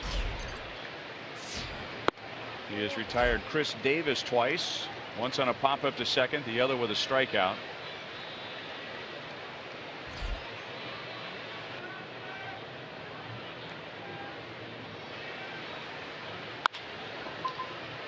Infante in right field. Davis running hard, and Infante's throw is a bit offline, but Hosmer with that long stretch is there for the out.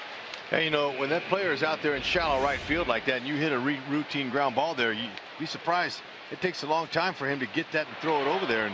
And Moose, he was really legging that one out the last to end the inning there. You can get some base hits when those guys are playing so deep. And who knows, Hud, 95 out of 100 times that runner's going to be out. But that's why, you know, we talk about running hard every time. I mean, that might have affected Infante's throw just a little bit, seeing Davis, a first baseman DH, not known for his speed at all. He just put his head down and he was going as hard as he could up the line. Always good to hustle.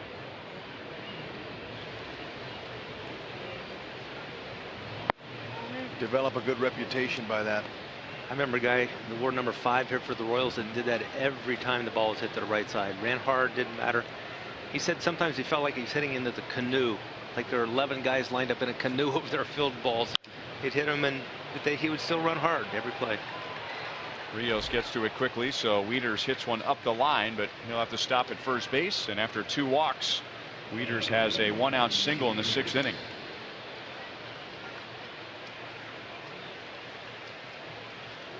Duffy is at 84 pitches, and they're going to start to move around in the Royals bullpen.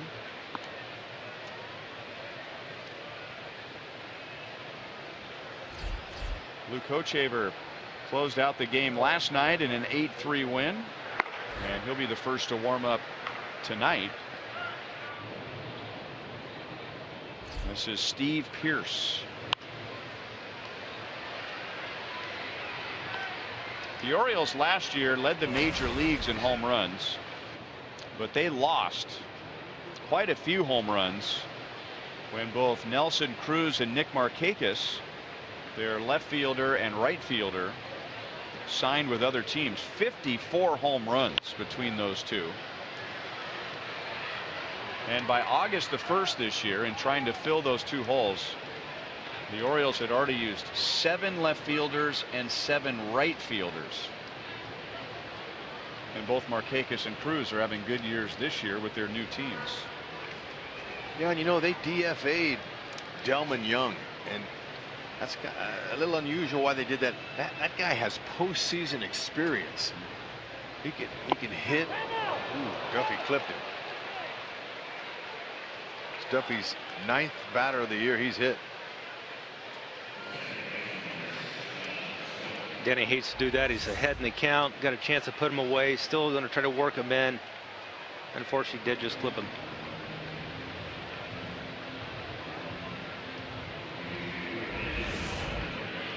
Second trip to the mound for Dave Eiland.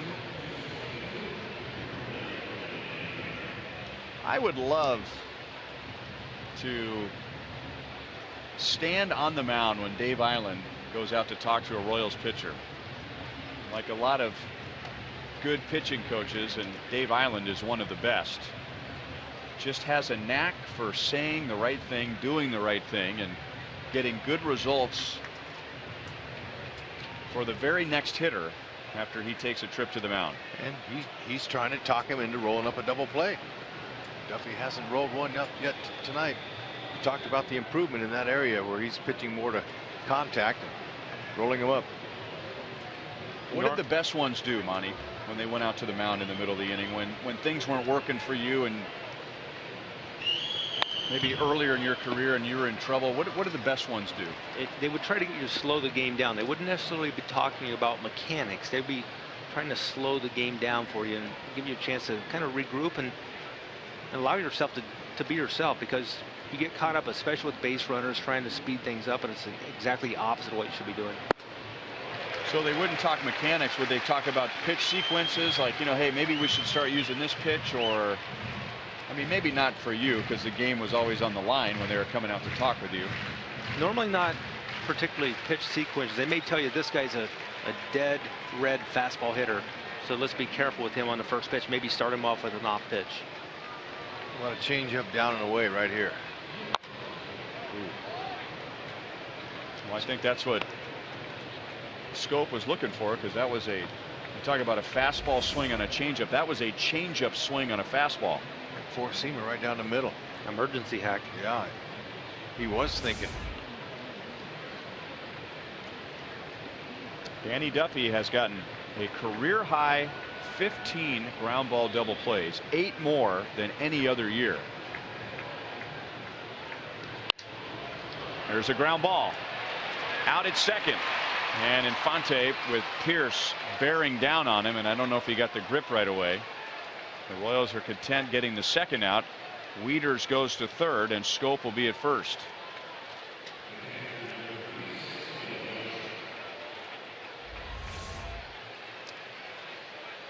Well, I had the right idea. I'm not so sure they would have been able to complete the double play there, but Infante, you're right, Ryan. He couldn't get out of his glove. It looked like there he might have gotten it. 91 pitches, and a right-hand batter coming up, and Ned Yost is going to go to the bullpen. Danny Duffy thanks his defense,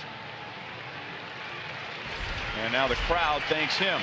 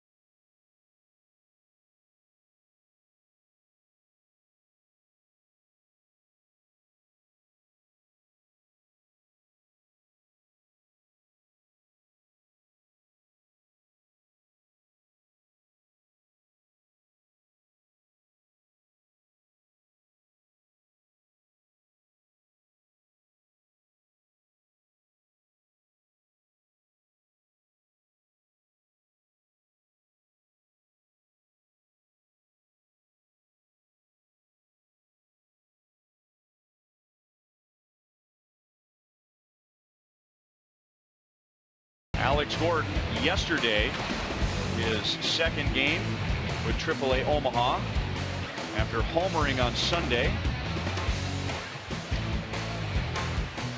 Alex with a good-looking swing on a base hit to center field, wearing number 25 for the Storm Chasers. Can't believe somebody didn't give their number up for Gordo. Oh man, I'd have been Who proud is to number give it to 4? him. Let's look up the roster for Omaha. Who's number 4 and didn't give up their number?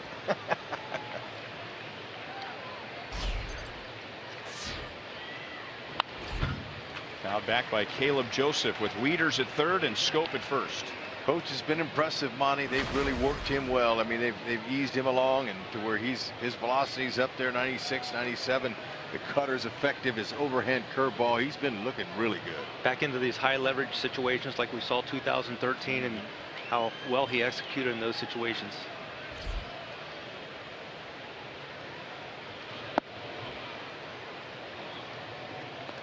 It's a very good example of how the Royals and the depth they have in their bullpen have really shortened these games for Ned Yost. Used to be you want to try to get maybe 6 at least and maybe 7 innings out of your starter, hopefully. Now it's 5+. Job essentially well done. Especially as deep as they are out there.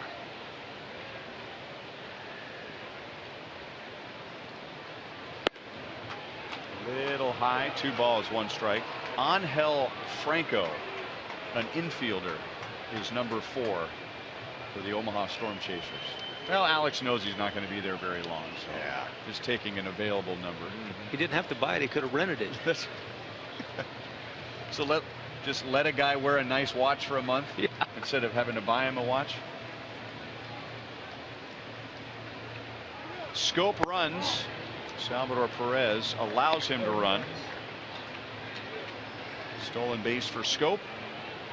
And now runners second and third. 3 balls and 1 strike on Joseph. It's only the second stolen base for Jonathan Schoop. Can't afford to let up here. 3-1 count. Got an open base. Throw your pitch.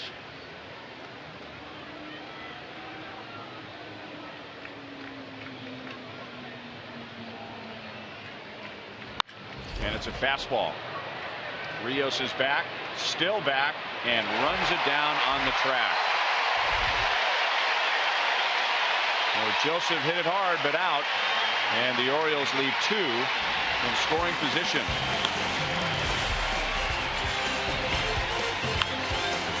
Royals coming up in the bottom of the 6th with a 1-run lead.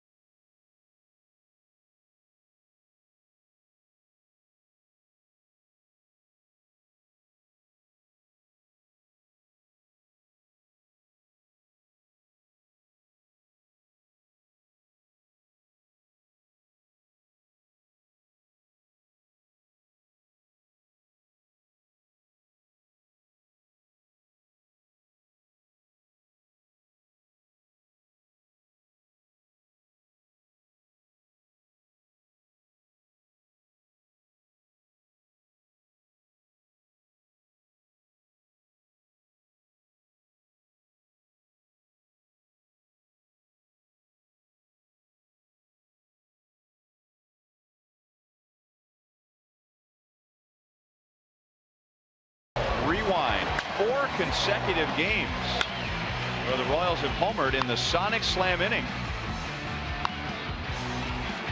That's the good news. The bad news is that clears the pot. So for the last 3 games, those home runs have been worth $100. And that's the pot tonight for Mel Bryan from beautiful Lee Summit in our Sonic Slam inning. If the Royals hit a grand slam out of the park, Mel wins 25 grand from Sonic and the Royals. The Orioles make a pitching change. This is Michael Gibbons. Yikes. That arm angle, that's a sidearm slinger with some heat. And he should be a pretty good fielder. He started his professional career as an infielder, and he's pretty new to pitching. He just converted from infielder to pitcher 2 seasons ago, and here he is in the big leagues. Yeah, he'll go some mid to upper 90s with some sink. There's a slider there. He's got a changeup.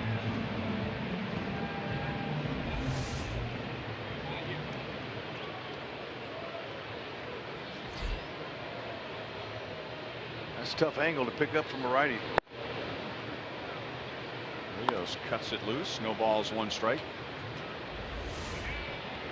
Yeah, this is he hides that ball, keeps it behind him, has a little hip turn, and there it is. Oh, sidearm. Ooh, ouch.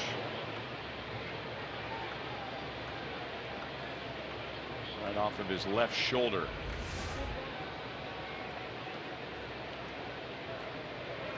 Or collarbone.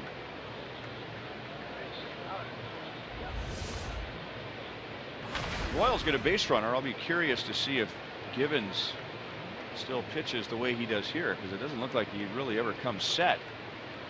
Now this time he hesitates. But on the pitches to Perez, and early in this matchup with Rios, there's just kind of one continuous motion.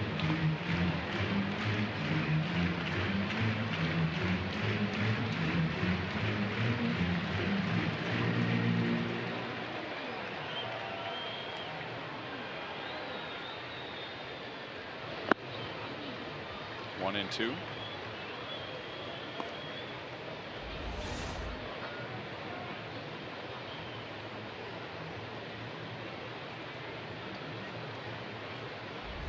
Really got to hang in there if you're a right-hand batter with that arm angle. Sure do. That's really a tester. Keep that shoulder in.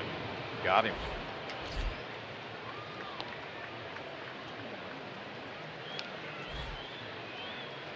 And Gibbons wasn't just any old minor league infielder turning into a pitcher. He was a 2nd-round pick of the Orioles, so they had big plans for him as an infielder. But after 4 minor league seasons, it just wasn't working out at the plate, so they put him on the mound. And 2 years later, he's in the big leagues. Oh, I'll tell you, what a nice switch for him. I've said it before, it's easier to throw one than it is to hit it.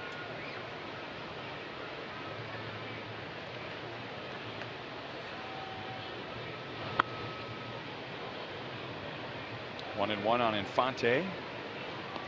He is 0 for 2 so far tonight.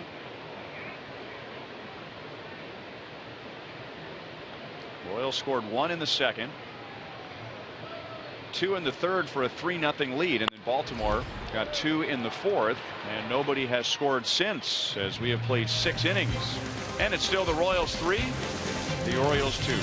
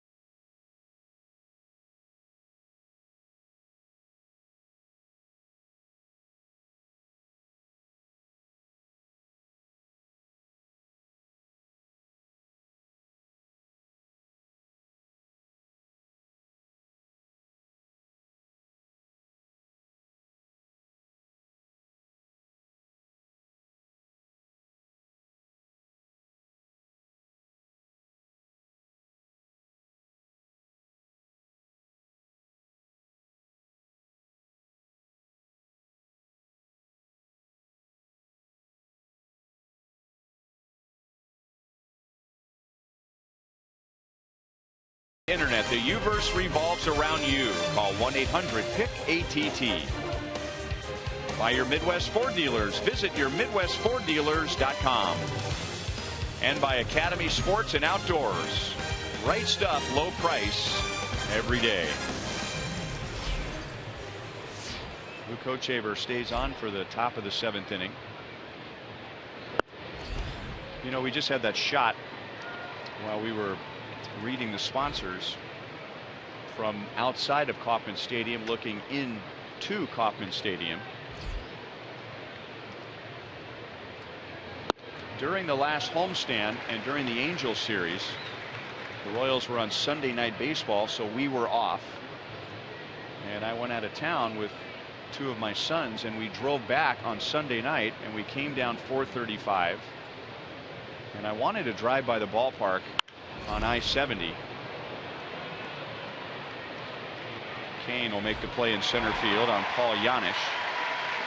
And Hud, I don't know if you've done this before, but it was the first time for me in 17 years that I saw Kauffman Stadium like that from I-70 with the full lights, packed crowd.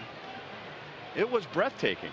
I mean, we turned around. I wanted to see it again. I mean, I mean, all the games. I mean, we're either broadcasting the games, and the few that we're not doing. I mean, the last thing we're going to do is, you know, drive to the ballpark. And I started thinking about what I-70 must have been like during Game 7 of the World Series in the 9th inning, and people are listening on the radio and hearing what's going on as they're driving by, either going east or going west, trying to keep their eye on the road and, you know, try and, you can't see the field from there obviously, but, you know, I tried, you know, am I going to see, you know, I'm listening to Denny and Steve Stewart call the game, and I'm thinking maybe I'll see a fly ball in the air or something like that. But I mean, if you, and I'm sure I'm speaking to many fans tonight who have done this 100 times, but it was the first for me, and trust me, Hood, do that just once.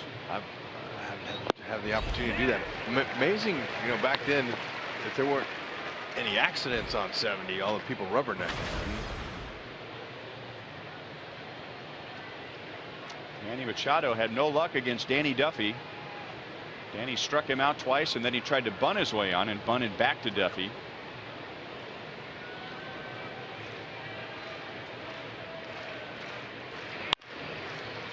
Out to Escobar. 2 down. Nedjo staying with Luke Hochevar, who got the final out of the 6th inning. And now he's gotten 2 outs in the 7th inning.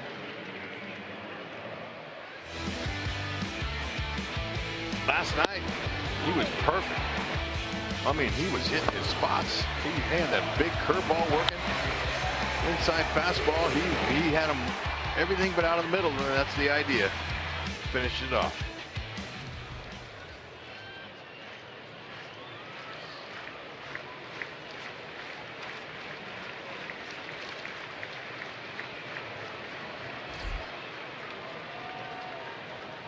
And now Parra. That'll be out of play. You're totally fine to sit here if you want me to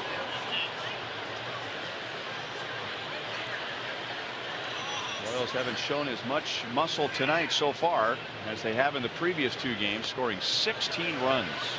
Although Kendrys Morales showed some muscle when he homered into the 2nd tier of the Water Spectacular back in the 2nd inning.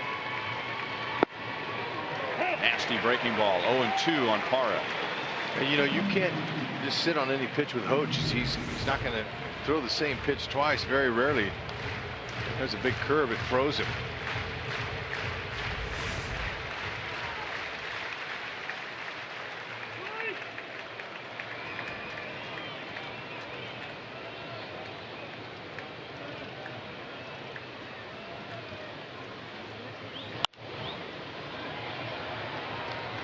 Still 0-2.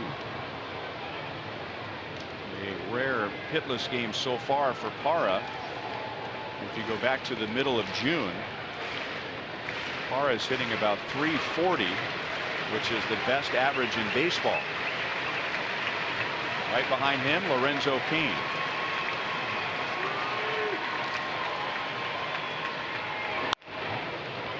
Right center field. And Kane will cut it off. Parra is into second base with a 2-out double, and he represents the potential tying run with the middle of the order coming up. You know, tonight is Ned Yost's 900th game as a skipper of the Royals, and if they can hold on and get a win, that'll even up his ledger. At 450 wins, 450 losses. How about that? Quite a comeback here the last few years. And in quest of that, he will go to Kelvin Herrera with a runner at second base and 2 down.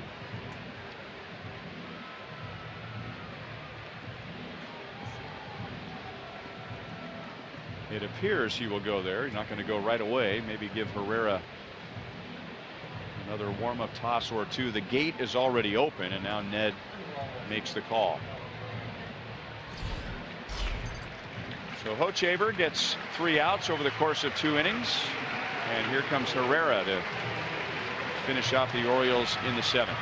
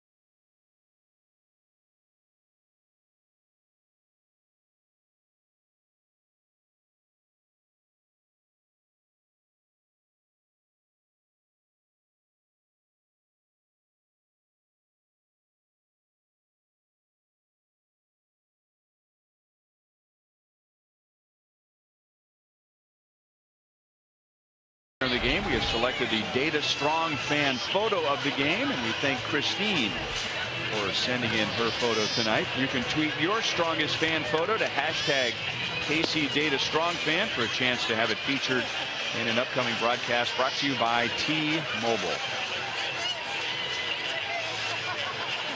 He's a Moose fan. Ned Yost prefers to give his relievers a clean inning, meaning they come in with nobody on, nobody out. So much so that as Herrera inherits Parra at second base here, the Royals bullpen have dealt with the fewest inherited runners in the American League. So this rarely happens. Ned Yost making a change in the middle of the inning with the back end of his bullpen. 97 with teeth. 0-1 on Adam Jones. Better believe it. There's some hard running action in and down. He's got an excellent changeup he'll use and some occasional sliders. In his career, Jones 1 for 6. Couple strikeouts. Herrera would like to see a strikeout here. Same pitch. Almost the exact same result. That time Jones tried to stop his swing, but it was too late. You know, that looks like a 2-seam fastball, but really that's a 4-seamer. And when you throw it that hard, he gets a lot of life on that, little late life.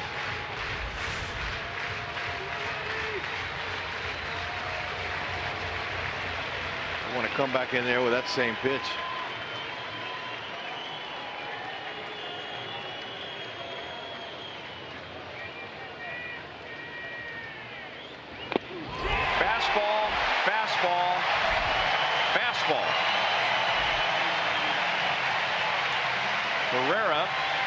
makes it look easy. And the 7th inning stretch begins early. Ooh, that's some kind of power fastball, though. That's exactly what you love at the end of your bullpen. Guys that can blow it by you.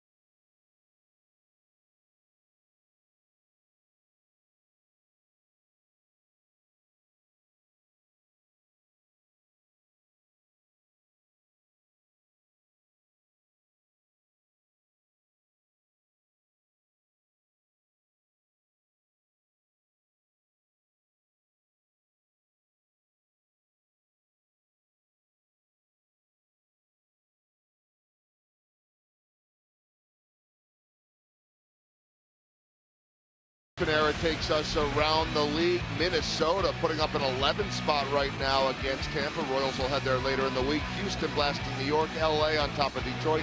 Texas leading in their game. Our Mazda game break takes us to the Bronx, where Carlos Gomez, adding insult to injury, 3-run home run. Dallas Keuchel gets his 15th win, and the Yankees, they tried to make it close with 1 run in the 9th. Coming up on Boulevard Royals Live, we'll break down Danny Duffy's performance, take a look at the bullpen to this point, and a key play base running by Lorenzo Cain. That reaction and much more with Jeff Montgomery.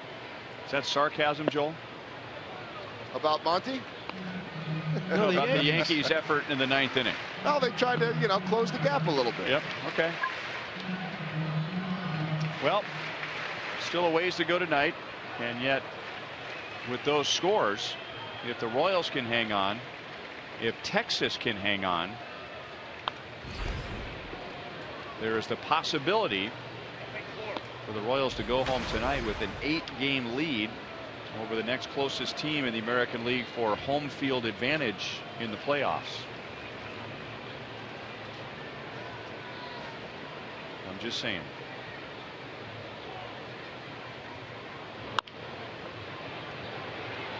Machado gets Escobar.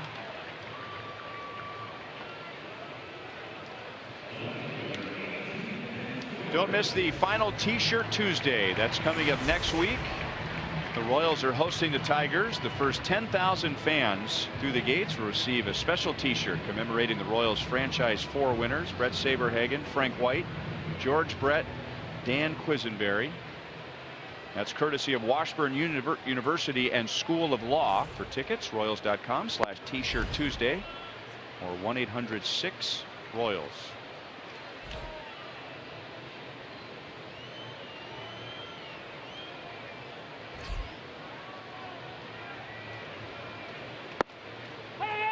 One and one on Ben Zobrist.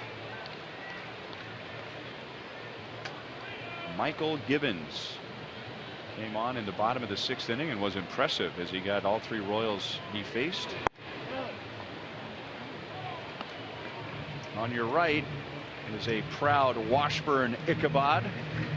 Swanee, Ron Swan. There you go.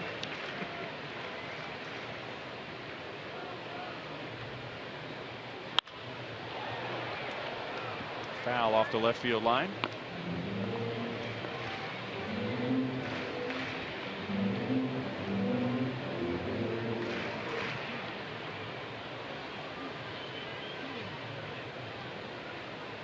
longtime colleague of ours, Bob Davis, voice of the KU Jayhawks, another proud Ichabod.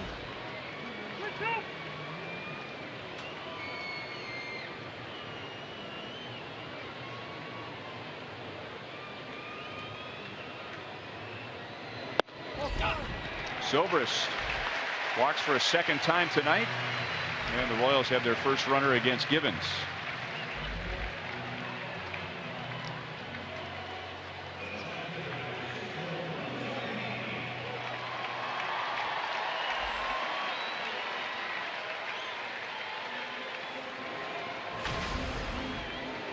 And now Lorenzo Cain singled, had that heads up base running that Joel was referring to in the third inning, which led to a run, and then he scored a run, and that was the last run the Royals scored back in the third inning. Givens looked like he quick pitched Lorenzo Cain. He wasn't ready.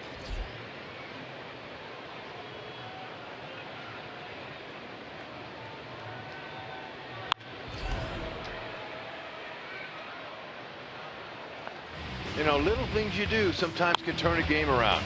Now, a lot of guys are going to run right into that, but Lorenzo Cain saw it coming, so he put the brakes on and then alertly shifted down to first gear and was able to get around that tag there. And that got one run home, and then, well, you know, that would have been the second out, and they were able to get another run.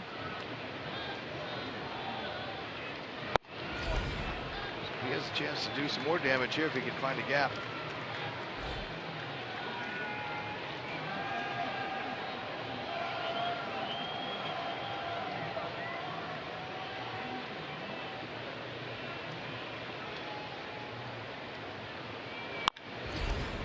Grounded foul.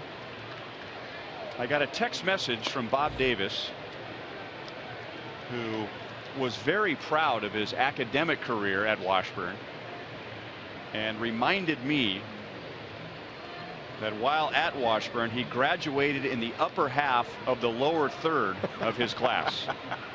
Thataway, BD. Stay hot. Not many can say that.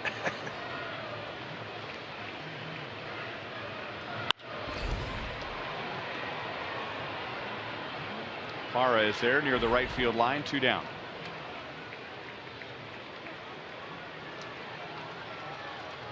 And Buck Showalter comes out with Eric Hosmer coming to the plate. So this will be the second time tonight that Showalter has made a pitching change in front of Eric Hosmer. Givens departs with a runner at first base, 2 down, and this is Brian Mattis coming on for Baltimore.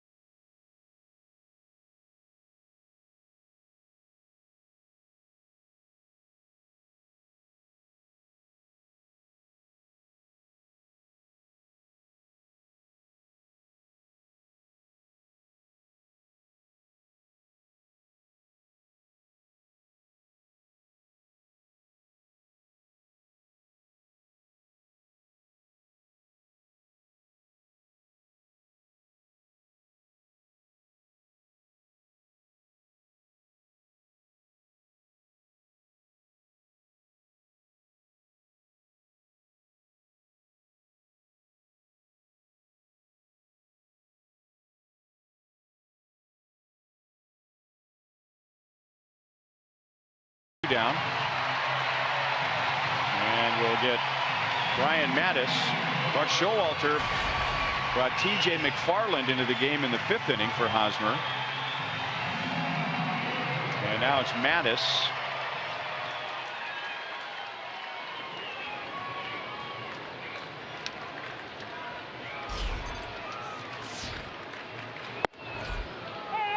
Firm fastball, and you know that's a lot of respect for Showalter to be able to show that to Hosmer. But you know there's always one guy on a team that you don't want to let beat you, and obviously Showalter's saying it can't be Hos. You know, they let this guy get his arms extended if at all possible, and it worked again. So we've played 7, still no runs since the top of the 4th inning. The Royals lead 3-2.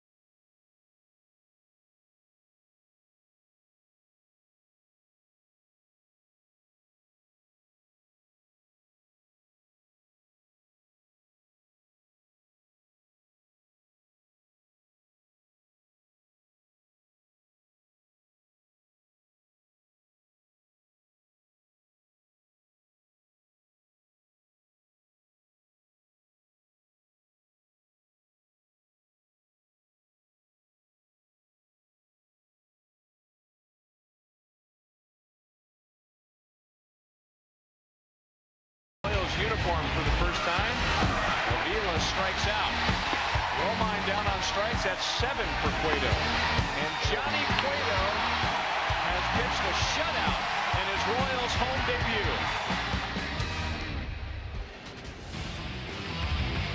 That's tomorrow night. Johnny Cueto in Game 3 with the Orioles against Wei Yin Chen. Great name for a pitcher. How far in? Way in, Chen. Hey, look, if he comes inside on some of these Royals batters, he could be in some trouble. Cueto looking for a rebound. Ed Yost tonight is going to ask 2 relievers to get 3 outs over the course of 2 innings. Hochevar first, and now Herrera. Hochevar came on with 2 on 2 out in relief of Duffy in the 6th inning and got the final out, and then got the first 2 outs of the 7th. Herrera got the last out of the 7th, and now in the 8th we'll get Davis, Wieters, and Pierce. Davis got a quick bat. Staying away from him is the key right there. Good spot.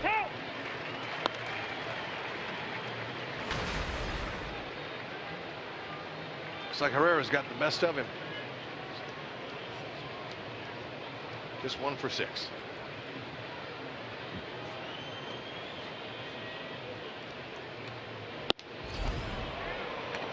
A little bit outside. 1 ball, 2 strikes. That's as free and easy as 99 as you're going to see. Effortless. Get away with mistakes in the middle when you throw at that velocity. 99 again. Herrera struck out Jones, the Orioles' number 3 hitter, for the last out of the 7th, and now strikes out Davis for the first out of the 8th. Yeah, like I just said, that ball's right down the middle of the plate, but you got that kind of power on that fastball in there, so very little chance you can catch it. 4th career strikeout for Davis.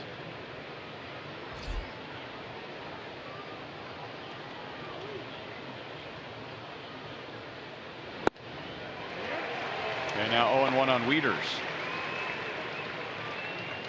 Herrera has excellent career numbers against the Orioles, both in the regular season and the postseason. He pitched in all 4 games of the American League Championship Series, going 5 2/3 innings and giving up 0 runs. And now it's 0-2 on WIETERS. Yeah, I thought that was a changeup, but that's a 92. He normally doesn't throw it that hard. But then he comes back over here with some 99. That'll really mess you up, especially fluctuating from 90 to 100. The changeup normally is around 88 to 90. There are his regular season numbers against Baltimore. And that includes 16 strikeouts, no walks. Out to Moustakas, tough hop. 2 down.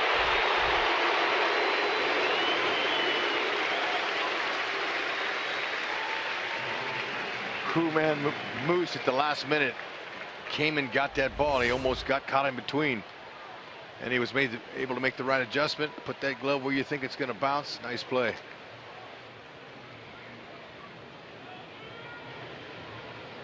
Two hands. That top hand keeping that ball from popping out. It's really important for infielders.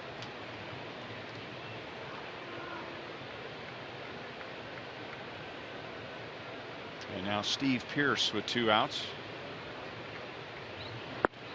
Slider at 90 miles an hour. Yep, that's his 3rd pitch. And he's really good tonight. He's hitting his spots. He's throwing exactly where he wants it. Moustakas over there at 3rd base. Jershly just moved him over a couple of steps to guard from a double down that line. Play some no doubles. So you don't want to sneak any doubles down him. Outfield, they playing him to the opposite field, and normally with a power pitcher like that, hitter's going to be behind that ball.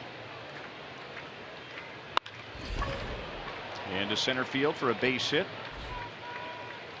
Second hit for Steve Pearce.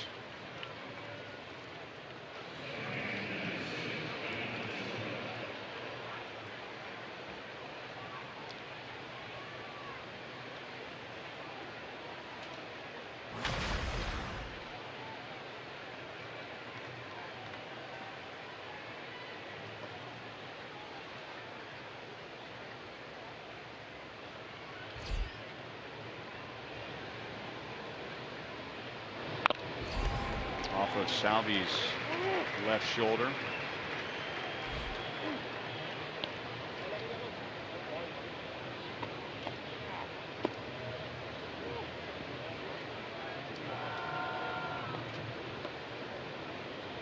The Orioles have out-hit the Royals 7-6. And 5 of those hits have come with 2 outs. The Royals have had quite a few opportunities tonight for a quick inning, but Baltimore at times has made that 3rd out very challenging. In fact, the inning the Orioles scored 2 runs, there were 2 outs and nobody on in the 4th inning, and 4 straight reached. Schoop was reaching. Zobrist brings it down. So Herrera gets his 3 outs, and we head to the bottom of the 8th inning with the Royals in front by 1.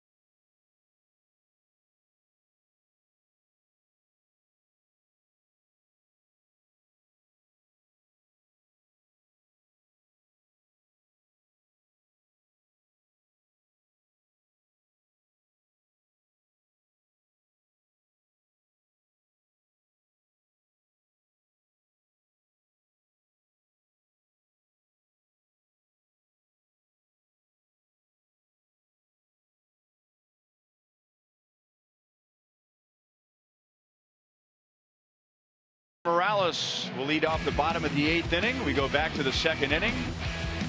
And he turned in our Dodge drive of the game. Yeah, no doubt about it. You hit one up in that water, that's quite a bomb, and he knew it. He took a couple steps and walked first, and 14th homer. Beautiful drive. Hope he's got one from the right side here. Give him a little cushion, a little insurance.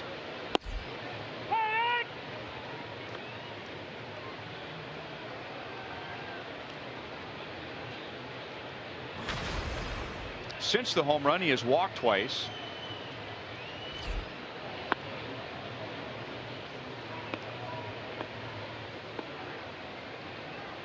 Matus, good hard sinker. 90 to 94 slider, curve and a change. They're using that change up against Morales.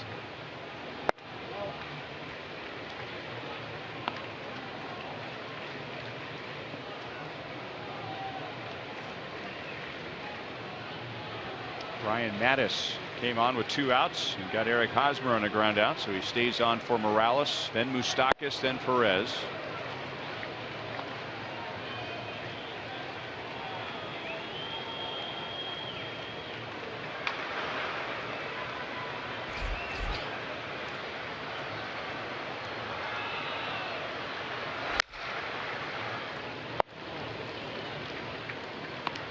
Garcia and O'Day, 2 righties warming up behind Brian Mattis.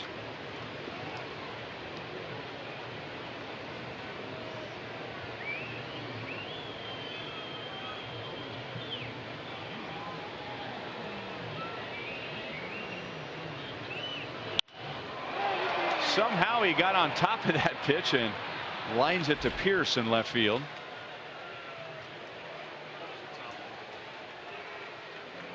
One down in the 8th inning.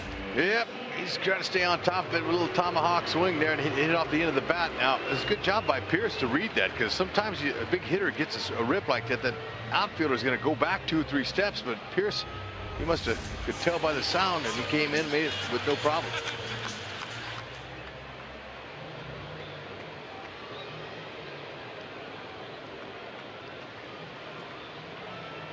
Another good night for Mike Moustakas, 2 hits and an RBI.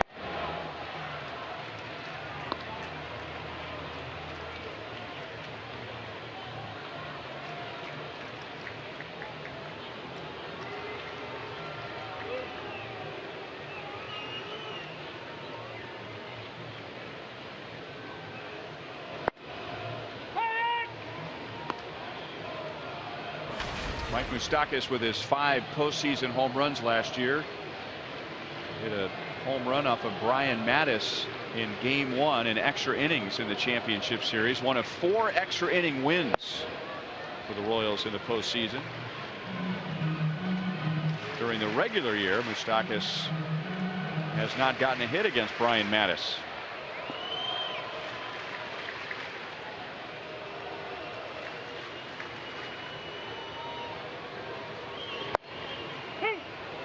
Two and 2.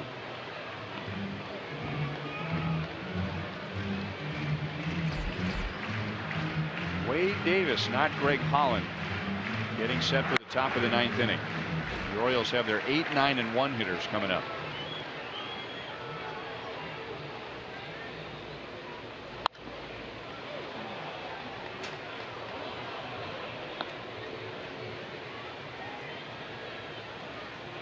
When Moustakas singled in the Royals' 3rd run in the 3rd inning, put an end to a streak of 5 consecutive extra base hits. Or his last 5 hits, his previous 5 hits were all extra base hits.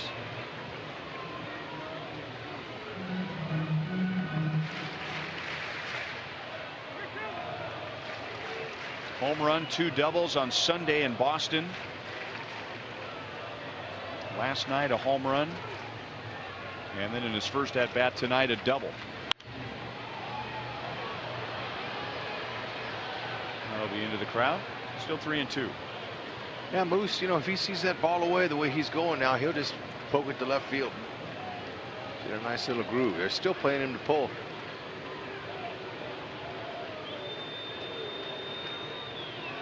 Look at how shallow the outfield is. Not quite where they were for Infante last night, but pretty shallow against a hitter who has 15 home runs. He will take ball 4. 1 on, 1 out. Right-hand batter's coming up. Buck Showalter comes out of the third base dugout.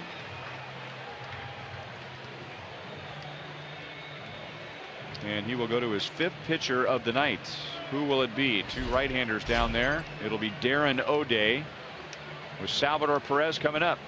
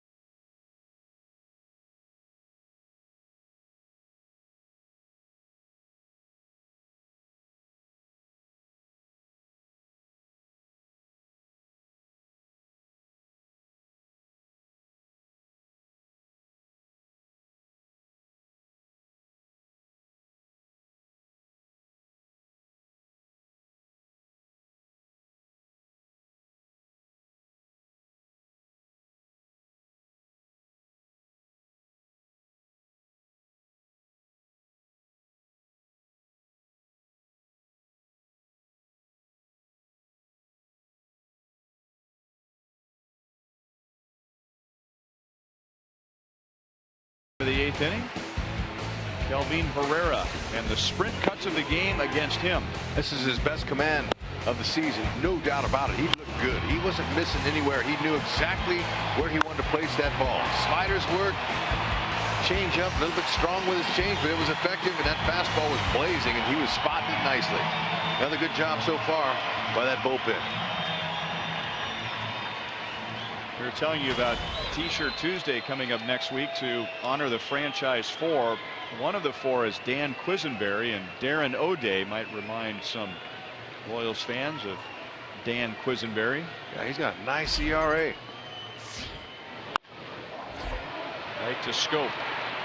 Moustakas hard slide, and the Orioles still turn the double play to end the bottom of the 8th inning. Wade Davis will get the top of the 9th. 1-run game, and the Orioles have the 8, 9, and 1 hitters coming up.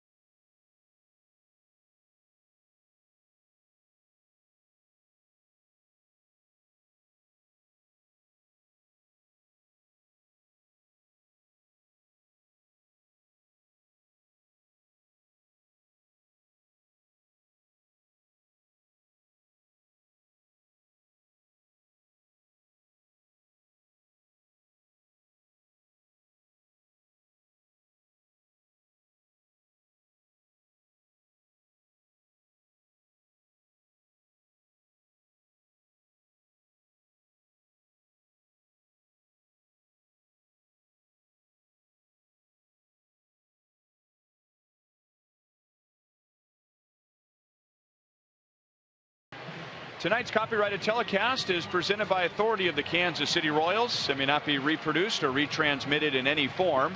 And the accounts and descriptions of this game may not be disseminated without the express written consent of the Kansas City Royals Baseball Corporation. Ryan Lefevre, Rex Hudler with Joel Goldberg and Jeff Montgomery. Producer Joe Lavero, director Steve Kurtenbach, associate producers Al Broughton, Sam Abramson, Dave Holtzman, and the producer of Royals Live is Brian Shapiro.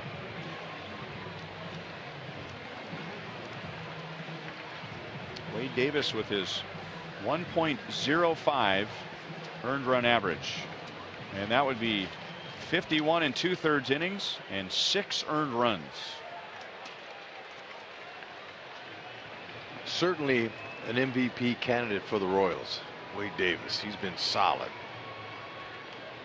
Looking for his 12th save.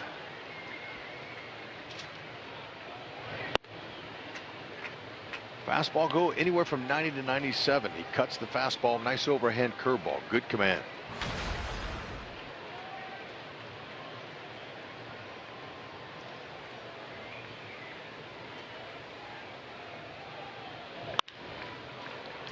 Well hit to right field, but Rios is there to squeeze it for the out.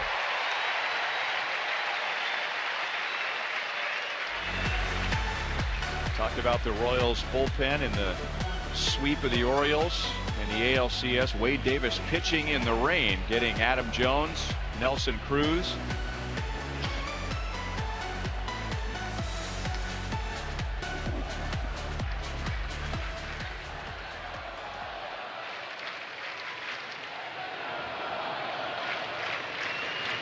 Henry Urrutia is going to pinch hit for Yanish.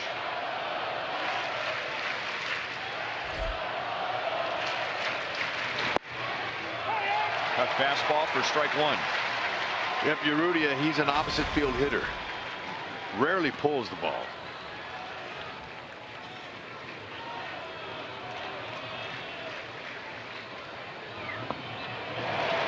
Made him look bad. Yep.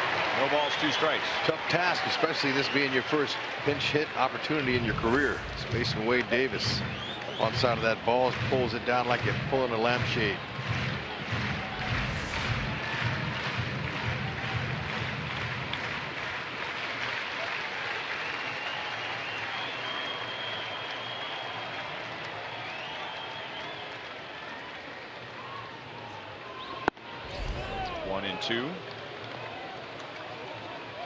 Urrutia last night started in left field and was 0 for 2.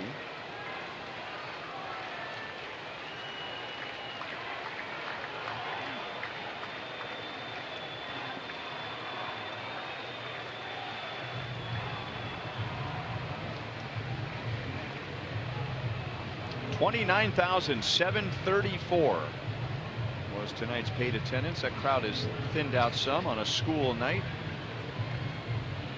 Still sure is beautiful seeing all that blue here, man, all year long. Royals responding strong at home. 43-20.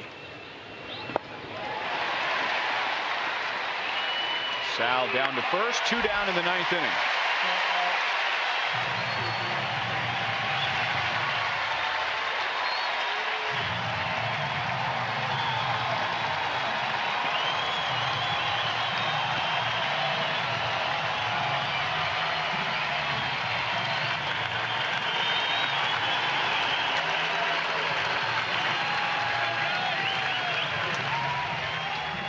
Crowd is ready for the final out.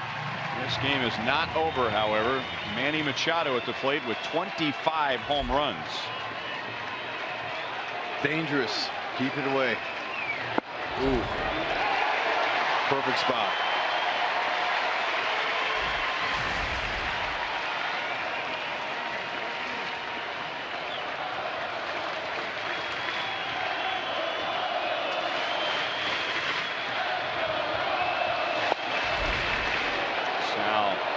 Tried to frame it.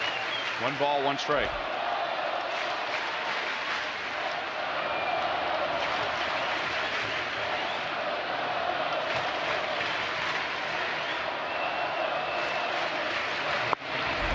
At the knee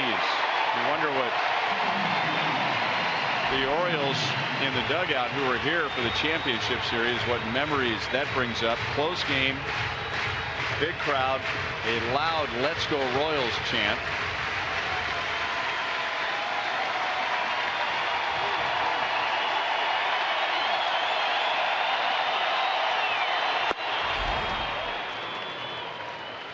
Two and two. Cutter away. Looks like he wants to stay with that hard stuff. Don't want to mess around with a curveball. Doesn't want to hang that. Stay firm. And now full count with PARRA on deck. The Royals are in their comfort zone. They have the best record in the major leagues in one-run games. The Orioles have had a lot of trouble this year in one-run games.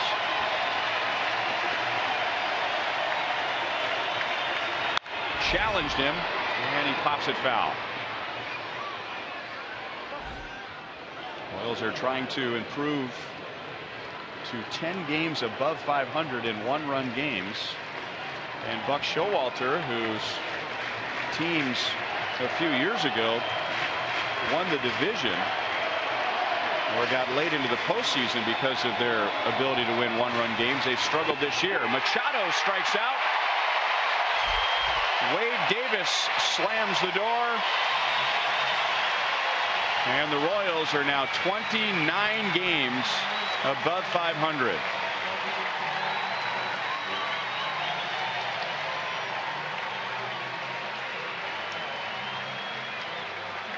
Waiter, check please. It was a beauty. Tying up Ned's managerial ledger. 450 wins.